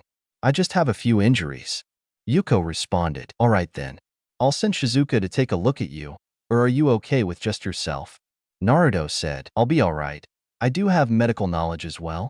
Save Shizuka for anyone else who will need it. Yuko replied, which Naruto agreed. Banquet hall. Everyone showed on how impressed or shocked at how Yuko defeated Yubaluna. Akino was the most surprised/stunned than everyone else since she fought against Yubaluna, who also used the Phoenix Tears to defeat her. However, Yuko was in a similar situation that the Thunder Priestess was in, yet Yuko defeated Yubaluna with ease. Naruto Kuin's queen is very impressive, said Lady Gremory, stated, which everyone agreed. But I must say, she does look like you, Grafia-chan. Surzex commented to his queen, which she nodded in agreement. However, Surzex continued on with his comment, although, if I'm so boldly say, Yuko is physically more well-endowed, he said innocently enough. Although, once he finished it, he suddenly felt a painful tug on his cheek where he saw Grafia pulling his face with her hand while still maintaining her monotone look. Please learn how to properly speak, Surzex-sama. Grafia plainly said, where Surzex agreed with. Hearing Yubaluna has been retired, Ravel coughed harshly while thinking on how bad the situation is growing. Before anything else could happen, she suddenly heard Grafia announce in the area. Riser's knight is retired. Riser's 5 pawns retired. Hearing that everyone except her, Maihi, Carlmane, and her brother are the only ones left, Ravel knew that they'll lose if they don't take out Mocha and Kuroka first before any of their backup comes here. Ravel used her remaining strength to do something to keep Kuroka at bay. She wielded her Phoenix ability of fire to encircle the two where it spread until it reached Kuroka's illusions. Ravel contracted her fire to encircle both her and Maihi before she elevated her encircle fire to expand in height, so to keep Kuroka's at bay. Kuroka stopped her assault as she saw the youngest Phoenix encircling herself and her teammate in fire. She knew that it kept her at bay, as well as burned the poison that she unleashed away. Deciding to wait, Kuroka just glanced at the flaming barrier. Her attention then changed when she heard Grafia out. Riser's knight has retired. Glancing at Mocha, she saw the young beautiful vampire held Carlmane by her neck as her armor was stripped out and clothes shredded with her swords on the ground before she vanished from the raiding game. Taking a closer look, Kuroka saw that the only visible injury Mocha had was a deep cut in her arm as blood gushed out from the slash.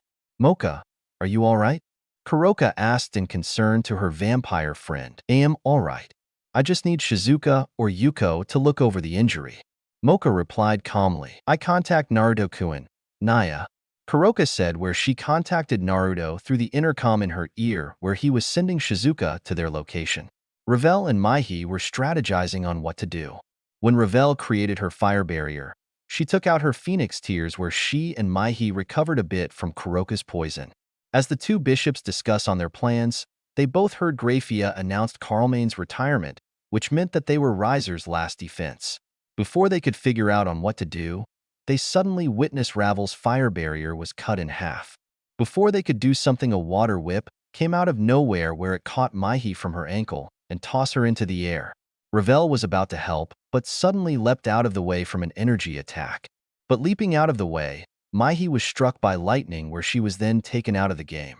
Ravel balanced herself out where she saw right in front of her was her brother, Naruto, entire peerage standing above her. She looked around where she saw everyone where she spotted Shizuka using her magic to heal Mocha's injured arm while Yuko stood at the back. Ravel-chan, I suggest you retire now since I doubt you can beat all of us now, Naya. Kuroka simply said as she tilted her head cutely.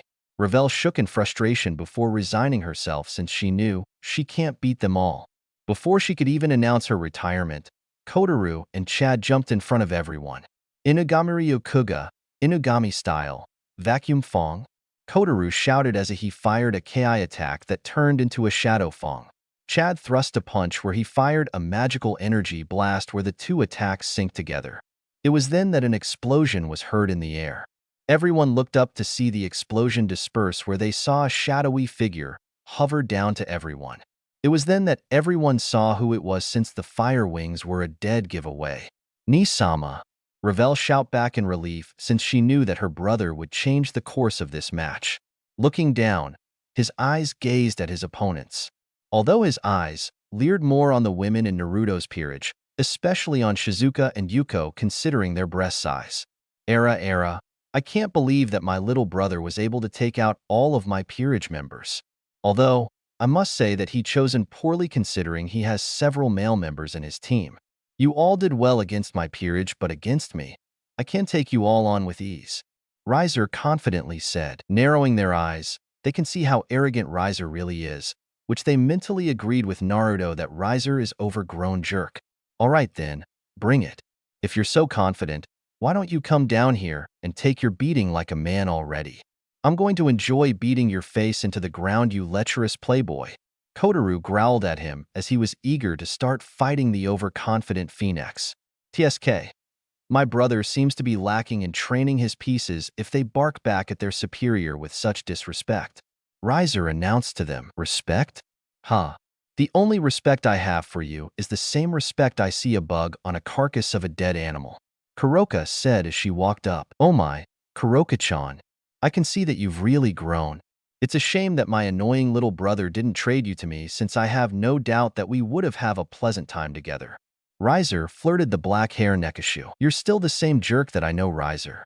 Comparing you to my king, he definitely outranks you in everything. And I do mean everything. Kuroka teased at the older Phoenix male. Naruto's peerage chuckled at what Kuroka said before they heard Revel shout at them to quiet down but didn't. Maintaining his cool, Riser didn't let Kuroka's insult get to him. Oh well, it seems now that I am going to have to show all of you some respect. I'll take out the men first so that way I and all of you ladies can start to get to know each other, since I'm sure I can convince you on how much more pleasant I can be instead of my disgrace of younger brother. Riser simply stated as he enhanced the flames on his wings more. Everyone prepared before they heard footsteps coming from behind. They turned to see Naruto walking up to them. All of you guys did great, but I'm going to have to ask you all to step down at this point. Naruto confidently said with a smile on his face, since his peerage has really grown to be very strong. However, his pleasant smile only lasted for another second before he opened his eyes to reveal his serious face. Since if anyone is going to take out my brother, it's going to be me, he stated with a commanding tone. Steadily walking forward, Naruto stopped as he reached Shizuka. Taking off his jacket, he handed it to her. Here, Shizu-chan. I don't want it to get destroyed. So can you hold on to this? He asked his blonde bishop. Shizuka nodded where she held his jacket once she was done healing Mocha's arm from the slash Carlmane gave her. Moving forward, Naruto kept his eye on Riser as he spoke to his peerage. You guys have really improved in these past 5 years. I'm glad you agreed to be part of my team. But now, this last challenge in our first rating game is for me and me alone. If you guys don't mind, can you stand back since I'm going to show my brother on where he stands now? Where his peerage agreed, although Kotaru whined about not being able to punch Riser's face. Walking a bit more, Naruto stopped next to Revel. You should also get back, Revel. You'll only be in the way, he suggested to his little sister. Revel was about to retort but saw Naruto's eyes where her body froze, since Naruto's eyes show eyes of a seasoned warrior. A glare that made her believe that she can actually die. Revel just knelt down in submission where she moved back. Once Revel left them alone, Naruto put his focus on his brother Riser, still wearing his white wedding suit, touched down on the ground to be on even eye level. Being overconfident, Riser simply walked up to Naruto with one of his hands in his pants pocket. Now then, Naruto, why don't you for once be smart and just forfeit, since you do know that I'm going to win? Said the older Phoenix. How about you act like a good brother and just shut up for once? Naruto replied. Narrowing his eyes at Naruto's comment, Riser stopped just in front of Naruto. You know you're trying my patience now. Just give up, since unlike the rest of our family, you don't have any of the Phoenix family regenerative powers, or even our great flames. Riser commented while releasing his flames to surround the two of them. I may not be able to wield the flames of our family, but that means nothing to me. And by the way, if you think you can use such a cheap pyro technique to intimidate me, then I can see why you be so scared of me. Smirked Naruto as he didn't show signs of weakness or fear. Riser growled in frustration as Naruto stood perfectly still, keeping his smiling poker face without blinking, having his guard down and such. Basically, Naruto was telling him through body language that he didn't consider his brother, Riser, a threat. All right, I had enough. I'm going to finally put you, Riser shouted before he was cut off by a fist in his face. Naruto had enough talk where he simply punched Riser's face with a good amount of force, while bending both his arms and knees a bit, bringing up his guard. Pulling his fist back, He looked at his older brother. "Oh, did that hurt? I'm sorry if it did, but I just had to since I figured it would be great to rearrange your face to something better considering on how you look now." Naruto remarked with a smirk. "Why, you little?" Riser said again before he was cut off by another punch at his face, this time with enough force to throw him back a good couple of meters. "Enough talk. Let's see if you actually have any skills since I highly doubt that your overbearing mouth would finish this fight." Naruto stayed as he put his guard up and took a fighting stance. Riser just did what Naruto said where he gathered his fire in his hands and was going to throw it at him. But before he could even attack, Naruto used Shundo to instantly be in front of Riser where he used his martial arts skills to diverge the blast away from him. The fire blast went into a different direction where Naruto had a clear opening where he delivered another strong punch into his older brother that sent him flying back. Riser was sent directly to one of the chess piece replicas.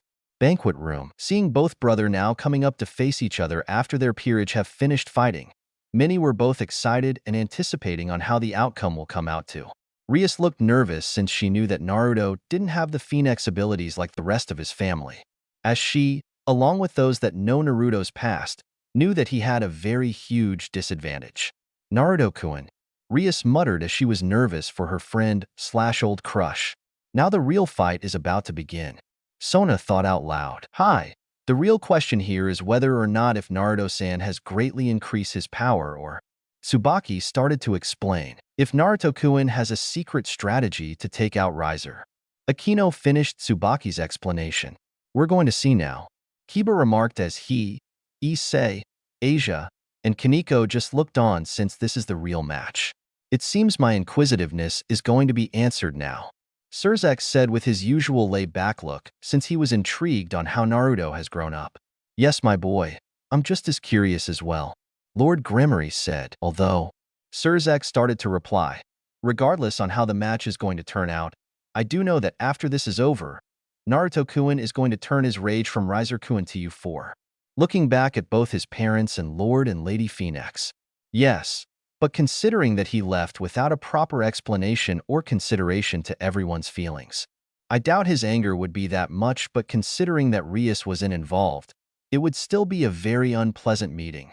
"Surzek-sama, I suggest we join Lord and Lady Phoenix to help keep things civilized," Grafia suggested to her king since she knew that next to Surzek's, Naruto care about Rias very deeply. "Yes, I believe that a good idea," Surzek's agreeing with his wife's agreement. Their attention changed when they saw a couple of explosions to see Naruto was dodging Riser's fire blasts, who was throwing them while he was in the air. Rating game. Naruto shundo around the area as he continued to dodge Riser's fire blast attack. While dodging, Naruto kept his poker face grin where he continued to look at Riser with it. Riser, who continued his assault at his brother, just growled at seeing his brother not even showing a frown in this situation. "What's the matter, Inai-san? Can you even hit me being up there? Or is it the fact that you don't have any skills in fighting someone who is stronger than you?" Naruto taunted his older brother where he made several poses at his brother, where he disappeared from the spot to another when a fire attack tried to hit him. Seeing that his brother was taunting him, Riser suddenly grinned when fired several more blasts around Naruto. The young Phoenix noticed that his brother wasn't even throwing his attacks at or near him. He stopped his movements while taking a glance around him. Snapping his eyes in realization, Naruto thought to himself, "It would seem that my brother isn't all bark with his other opponents." Looking up to his brother, Riser looking down at his brother with a sinister grin, he was pleased to see that his brother finally noticed that he had created a circular barrier of fire to surround Naruto in. The orange-red flames was in Riser's command as he prepared to finish his brother off. "You really are pathetic if you didn't even see this attack coming." Riser overboosted his victory as he prepared his hands. Naruto continued to calmly look at Riser where he suddenly clasped his hands together. The flames around him suddenly collide to the center where Naruto didn't attempt to defend himself, just grew a small smirk as the flames devour him. Banquet room. "Naruto!" Rias cried out with Akino, and Sona stood up in fear at their friend. Everyone watched as they anticipate that the match would be over now. But what they saw next was something that no one, neither Riser, could have predicted. As Riser's flames continued to engulf the center of the circular furnace, Riser just looked down with an uncaring look. Ravel, who was standing by, looked in fear as she saw her older brother Riser burn their brother alive. Humph. This is what you get when you mess with your superior. Now, with this little annoyance out of the way, I have a wedding to get to. And once I have Rias, I might come for your peerage since they obviously need someone to actually train them. Riser taunted. But before he can even call out his victory, something in Riser's flames began to look off. It was only when the orange-red flames suddenly erupted around that everyone saw what was inside. The orange-red flames began to be eaten away by black flames. The black flames began to encircle the area before it spread out to reveal an unharmed Naruto. Having his eyes closed with his arms crossed, he looked unharmed except his bandages on his forearms were burned off to reveal black tattoos in his forearms. It was only when the black flames had completely engulfed Risers that Naruto opened his eyes to reveal the seriousness and intensity that were held in them. What was that you were saying? If this is the level of my superior, then I'm going to reveal what a lackey can do. Naruto taunted as the black flames began to recede into Naruto, showing that Naruto was the wielder. Seeing Naruto commanding the black flames, Riser looked stupefied/stunned/shocked at what he was seeing from his little brother. Impossible. You don't have the flames of the Phoenix? How can you even wield these flames? Riser asked with a commanding tone. That's simple. There are more than one type of flame in the world. I just happen to be a wielder of another type. A type that only one other being is able to handle, said Naruto with a growing grin. Another being? Riser confusedly repeated. That's right. I believe that you know the legendary Dragon King, Vritra, known as the Prison Dragon. Vritra is a master of the Blaze Black Flare, also known as the Evil Dragon's Black Flame. He's first. Naruto crossed his forearms up to his face. While I'm the second by mastering the dark dragon flames of Magia Arabia, he stated with an insane grin as the black flame burst out calmly and mystically from his forearms where his entire body began to be enwrapped around the black flames of chaos. Once he was powered up, he instantly leapt forward where he moved with incredible speed that surprised Riser. Before he could even guard himself, Naruto appeared right in front of Riser where he delivered a black flame punch. Banquet room. Every single guest started to talk in astonishment at what Naruto has done. Those who have heard of the black dragon flames of chaos couldn't believe that a devil was able to wield the dark flame without Prison Dragon to aid him. Naruto-san. He actually is able to wield such a dark flame. Sona said as she was stunned about it. I can't believe that he is able to summon such a power. Rias muttered as her eyes widened in surprise. Era, you're right about that. But if anything, you all have to agree. Akino getting everyone's attention. That those black flames surround him does make him really sexy, said the Thunder Priestess as a lustful look grew on her face on seeing Naruto being covered in such a power while placing a finger on her mouth as she imagined a few possibilities.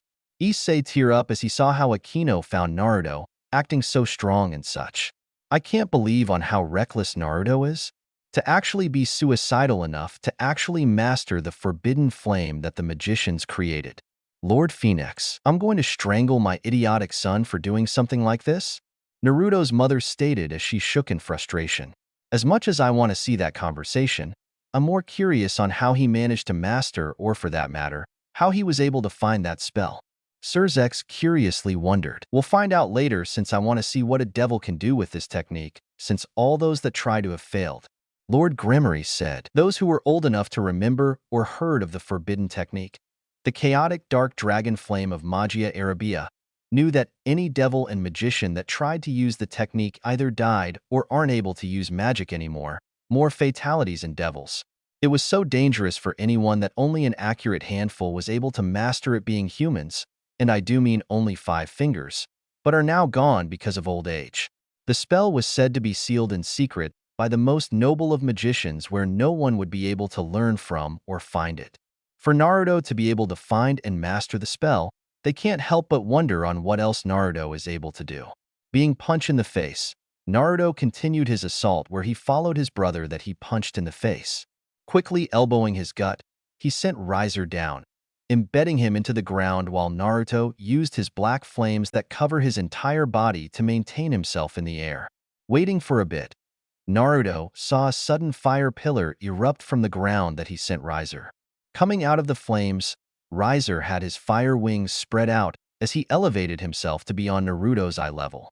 Glaring at Naruto, Riser just growled a bit before he started to snicker. Naruto raised single eyebrow as he was wondering on what Riser was thinking about. You surprise me? You actually found your own type of flames.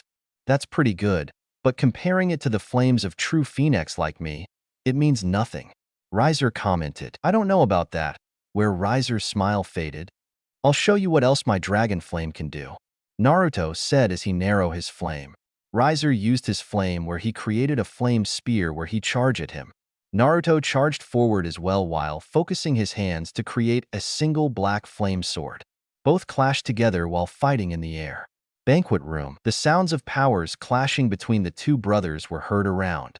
Moving with incredible speed where high-class devils can still easily see, Rias and the others watched as Naruto and Riser continued to fight for dominance.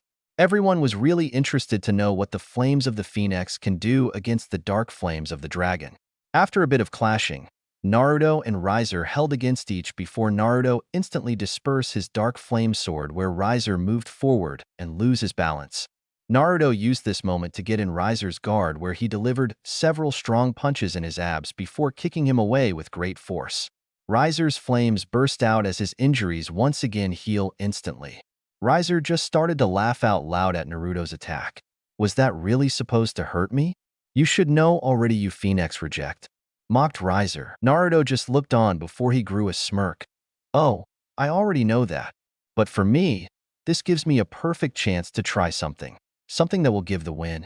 Where a look of confidence grew in his face. As Riser looked on, Naruto dropped to the ground where he breathed deeply and calmed down his body. Once he was centered, he crossed his forearms with his hands fully open as he gathered power. I would never attempt to do that technique again, but it's a good thing that I'm only going to balance it out instead of synchronizing it, Naruto thought as he looked at his brother. The energy gathered around his open palms began to take form of the Rasengan, except it was growing bigger while one of the energy attacks was starting to grow white flames, while the other became embedded with dark flames. The thing that got most their attention was the fact in Naruto's hand that held the light flame Rasengan began to sizzle/stench his skin as a small burn mark started to appear in it. I hope you ready, brother. You'll see on what kind of phoenix I really am. The blonde thought to himself as his grin grew. Watching from a bit of distance, Shizuka, Kuroka, and Sylvia looked confused before realization hits them where three begin to panic. What is he thinking? He can't be doing that, right? Is he trying to get himself killed? Sylvia said in disbelief. I don't think so. From here, I say he's only balancing it out, not syncing it together. This will be different from the last time. Kuroka replied. That's good to hear. If he was actually going to try that again with that large amount of power, he'll get more than second-degree burns. Shizuka explained with a relief tone in her voice. That's true, but it looks like he's only going to do the down version, which means that this match is as good as won. Sounded happily the Nekishu. Everyone in the peerage heard the conversation that the three were talking about. They wondered about it where they asked him. The only thing that Kuroka said to them is just watch, since if Naruto succeeds then we'll see something that no devil could do. Naruto focused as he performed his Rasengan in both his hands while adding a certain element, an element that was starting to burn his hands because of the aura that was illuminating. The circular power that Naruto gathered has grown to be twice as big as his head where once it was done, he crushed both energy balls in his hands which he absorbed into his body. Once Naruto infused the energies of both his energy balls, he shivered a bit before he let out a loud shout where his burst out a large amount of flames which made everyone stand at attention. Banquet room. Some leaned closer while others stood up as they saw Naruto has done something that was questioning if Naruto's isn't like Surzex and Ajuka. Rias and the others watched as he stood tall while his body was being enwrapped with energy. While watching, the dragon in Issei's boosted gear spoke up to the brunette where he actually explained on what Naruto was doing. You know what he is doing, Drake? The brunette had mentally asked. Yes, which I must say, he's both courageous and clever on using your devil's Achilles heel. Drake commented. Achilles heel. Issei mentally repeated. Ah, it's actually quite interesting. He's using the darkness flame to cover and protect his entire body while using your devil weakness outside of it. With it, he'll be able to beat that flaming chicken. Drake mentioned, our weakness? Issei questioned the Red Dragon Emperor, who agreed with him. Balance out our weakness. You don't mean he is actually trying to use? Issei started to say at getting what Drake was explaining. Hi, partner. Although it's not the same, but that blonde devil is going to be able to use the ability to wield the holy power of heaven, the power of light magic. Drake answered as the two turned back as Naruto screamed into the sky. High School DxD. Trip innocent of D. Naruto stood tall as his body was covered in a large amount of white flames, twice his size, simply emitted around him while his body was outlined with dark flames. The dark flames shadowed his features, but his eyes can still be seen since they were illuminating a blue power. Seeing Naruto in this form, Riser looked nervous as he can't tell what Naruto did. Before he could wonder about it, Naruto looked straight at Riser. All right, Riser, let's see how you against these kind of flames. Challenging the older blonde. Before Riser could respond, Naruto shundo where he was now right in front of his brother, where he delivered a strong right hook in Riser's face. Naruto quickly followed his brother after he projected him. Getting in front, he delivered a strong side kick, sending him into the air. Naruto quickly flew into the air where he kept a good distance from Riser, who managed to get himself balanced in the air using his flame wings. Balancing himself, Riser looked at his brother who was floating at the same eye level as him. Seeing Naruto looking at him seriously, the only thing Riser did was just laugh at him. Ha ha ha, is that all you've got? Can't you see that no matter what you do, your attacks are all? He started to say before he suddenly started to convulse where he coughed up blood. Trembling as Riser sees his blood, coughing out of his mouth as his flames were starting to weaken while trying to heal his injuries. Looking at his brother, he stared in disbelief at what Naruto just did and was pondering on how he did it. Guessing what Riser was thinking, Naruto answered not just his, but also everyone in the banquet room. Are you surprised, brother? Does my ability to use holy flame surprise you? Narrowing his eyes with a confident grin, Riser just shivered a bit before he snarled at him where Naruto declared to him to start taking him seriously since he was now going to go all out against him. Riser unleashed his power where he was now covered in his demonic flames around his body to look like a phoenix. Once he gathered his power, he flew straight at Naruto, who also did the same thing. Both of them collided against each other where their powers clashed for supremacy. After a bit, the two separated where they went back and collided with each other again. Banquet room, Rias and Sona, where dumbfounded while Akino's lustful look continued to grow with each image she was seeing as they witnessed how Naruto was using his powers. Rias and Sona muttered on how Naruto is able to use holy flames. Holy flames? Asia asked curiously. Holy flames, similar to the ones that the great Archangel Uriel uses. Sona answered, even if it's a flame, Naruto's flames are both dragon and holy, which holy is a weakness for us devils by nature. That's why Naruto-san is using the dark flames to cover himself in, to protect himself from those holy flames. This also helps since he is balancing both the dark dragon flame with the holy flame. It helps put a backburning to Riser's own flames, I guess. Sona's queen suggested, which those that know what she was talking about nodded in understanding. A backburning, this is what their two flames are doing. Naruto must be using the dark flames to cancel out Riser's own demonic flame, which would leave Naruto using the holy flames in full use, which is causing Riser's pain. Sona explained the technique to those that didn't understand what they were talking about as they witnessed Riser suffering. Even the phoenix that rises again from the ashes can't recover instantly from mental damage it's receiving. Akino stated, mental? Kaneko muttered back, mental. That is to say, his mind isn't immortal. Rias explained, knowing that Naruto had unleashed both his dragon and holy white flames. Rias knew that Naruto now had the ability to win. Surzex and the other members of the two families looked on at what the youngest male phoenix has done. Naruto, just what have you done? Lady Phoenix silently muttered out about her youngest son. I say that he's been growing up very nicely and very strongly. Don't you two agree, Father and Lord Phoenix? Surzex said with his usual laid-back tone, but inner thought on what Naruto's training for him to be able to use such powers. But how did he do it? We all know that the cursed flame is forbidden since it's similar to the sage arts where it gathers the corruption of the world. But instead of the world, he is gathering the destructive, corrupted power of the spirits of the evil dragon. Lord Phoenix commented, "What could have happened to allow him use such a power?" Lord Gremory wondered out loud. "We can ask him that later? Right now, I like to see what he can do and what this power he has can do." Surzex commented, since he was really entertained. Both Phoenixes fought and collided with each other as Naruto's white flames easily matched Riser's. After a bit of fighting, Naruto and Riser separated from each other where they had a good distance. Once separated, everyone can see what the damage was done to each of the brothers. Naruto didn't look any different with his flames embracing him, while Riser looked like he was dragged through the dirt. Riser panted heavily as flames tried to heal his injuries. But Naruto's holy flames made it impossible to heal him since the holy power was attacking both his body and his soul. "All right, time to end this," Naruto declared where he focused his power. "And this?" Riser repeated. The light holy flames then danced around along with his black flames where he shed his black flames where both light and darkness combined into his hand.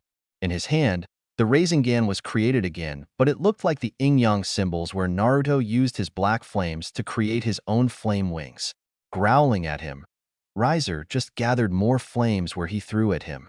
Naruto simply dodged his assault by doing a few leaps where he went back a good distance. "Brother, you should remember what holy powers can do against us. And here is where you'll see where your flames truly stand against me. This is what you get for stepping over your boundary," Naruto declared with an angry look on his face. Slightly taking a step back, Riser started to shout back at Naruto. "Well, wait. You don't understand what this marriage is all about. You should know that this marriage is important to the future of the devil race. For someone like you, who didn't inherit any of the Phoenix family's abilities, it would show that the devil race is starting to fall. A child like you, who never took any of these matters seriously, shouldn't never been declared to marry one of the other noble family house of privileged birth," Riser said, trying to convince his little brother. "Is that the reason? You disrespected me, insulted and humiliated me whenever you got the chance, managed to weasel your way into becoming Rias-chan's fiancé, and even using force to get her to marry you. You're wrong, brother. I may not be much interested in devil politics and such, but there is one thing I know. That everything you did to that point can be tolerated. But the one thing I know is what no one should have ever done," Naruto declared where he remembered what he has seen before. "You made Rias cry," Naruto stated as he remembered seeing Rias's eyes with tears in it that were both filled with both hope and happiness, along with sadness. "That's more than enough of a reason for you to feel my wrath. My wrath is the Phoenix Dragon of the Phoenix family," Naruto stated where he moved forward where his power orb unleashed auras where the white and dark flames collided in front of him. The white flame became a spiritual representation of the phoenix, while the image of dark dragon flame began to merge together with it, changing the mythical images to a fuse of the two legendary beasts into one. Of course, the only person to see was Riser, who couldn't move from seeing not only the spirit of the dragon in front of him, but also their family's most sacred creature that they worship. Naruto moved with such incredible speed that Riser couldn't defend himself where Naruto shoved his orb directly into Riser's gut, causing a large expansion about the twice of either one of their bodies where Riser was sent flying, with Naruto's attack, back before a large explosion occurred. Down on the ground, Riser was now on his back, looking like he could die at any moment. Walking to the down Phoenix, Naruto looked at him with a look of disgrace on the brother. "You lose, Riser. I win," Naruto declared. Banquet room. "Naruto-kun, you did it," Rias just muttered as she looked happy at Naruto's victory. It was then that she heard from behind. "It looks like it's over now." In soundtrack, she turned back to see Surzex, who had a smile on his face. The arena that held the raiding game began to dismantle itself apart where Naruto looked at his peerage and told them to go back to their temporary home, which they did. Naruto saw Ravel come and picked up their brother while Naruto just leapt into the air then gently fall to the ground before unleashing his black flame wings to slow down his descent. Landing on the ground in his backyard, Naruto looked pleased since he felt like he has finally put an end to one of his inner demons. It was only after a second that he stood up where before he could even look around he was suddenly embraced in a loving hug. He immediately saw Rias' figure was now holding him with tearful eyes. Naruto just gently smiled at seeing Rias finally having the weight of her fate gone for now. Naruto, the Crimson Princess said, "Who are you? You're not the Rias I left all those years ago." Naruto said. Rias looked up to see the confused look that the black flaming wielding phoenix had on his face. Before she could even question him, he suddenly snapped his head where he looked upon her with realization. "Oh, this is probably why I didn't recognize you. After all, I gave this to the Rias I know." Naruto stated where he pulled out the crystal gem pendant that Riser thrown away, and that Naruto picked it up after. Rias looked surprised before he motioned her to turn around, which she happily did. Just like over 7 years ago, Naruto placed the pendant around Rias' neck where the gem proudly settled in its rightful place on her chest. "Now that better. Now you're the Rias that I remembered." Naruto declared where Rias agreed since that pendant definitely represent the bond that the two held together. It was around this time that their friends started to arrive since they wanted to give the two their private moment. Before things could be said, Rias was suddenly surprised when Naruto picked her up like a princess. "Even though I know that I'm going to have to meet my parents, I believe that I should stay with you first for the night," Naruto said as he turned around and unleashed his black flame wings where he took off with Rias in his arms. Watching the scene from above a balcony, Lord and Lady Phoenix looked on in surprise as Naruto was taking off with Rias in his arms. They actually believed that Naruto would come up to them to talk things out.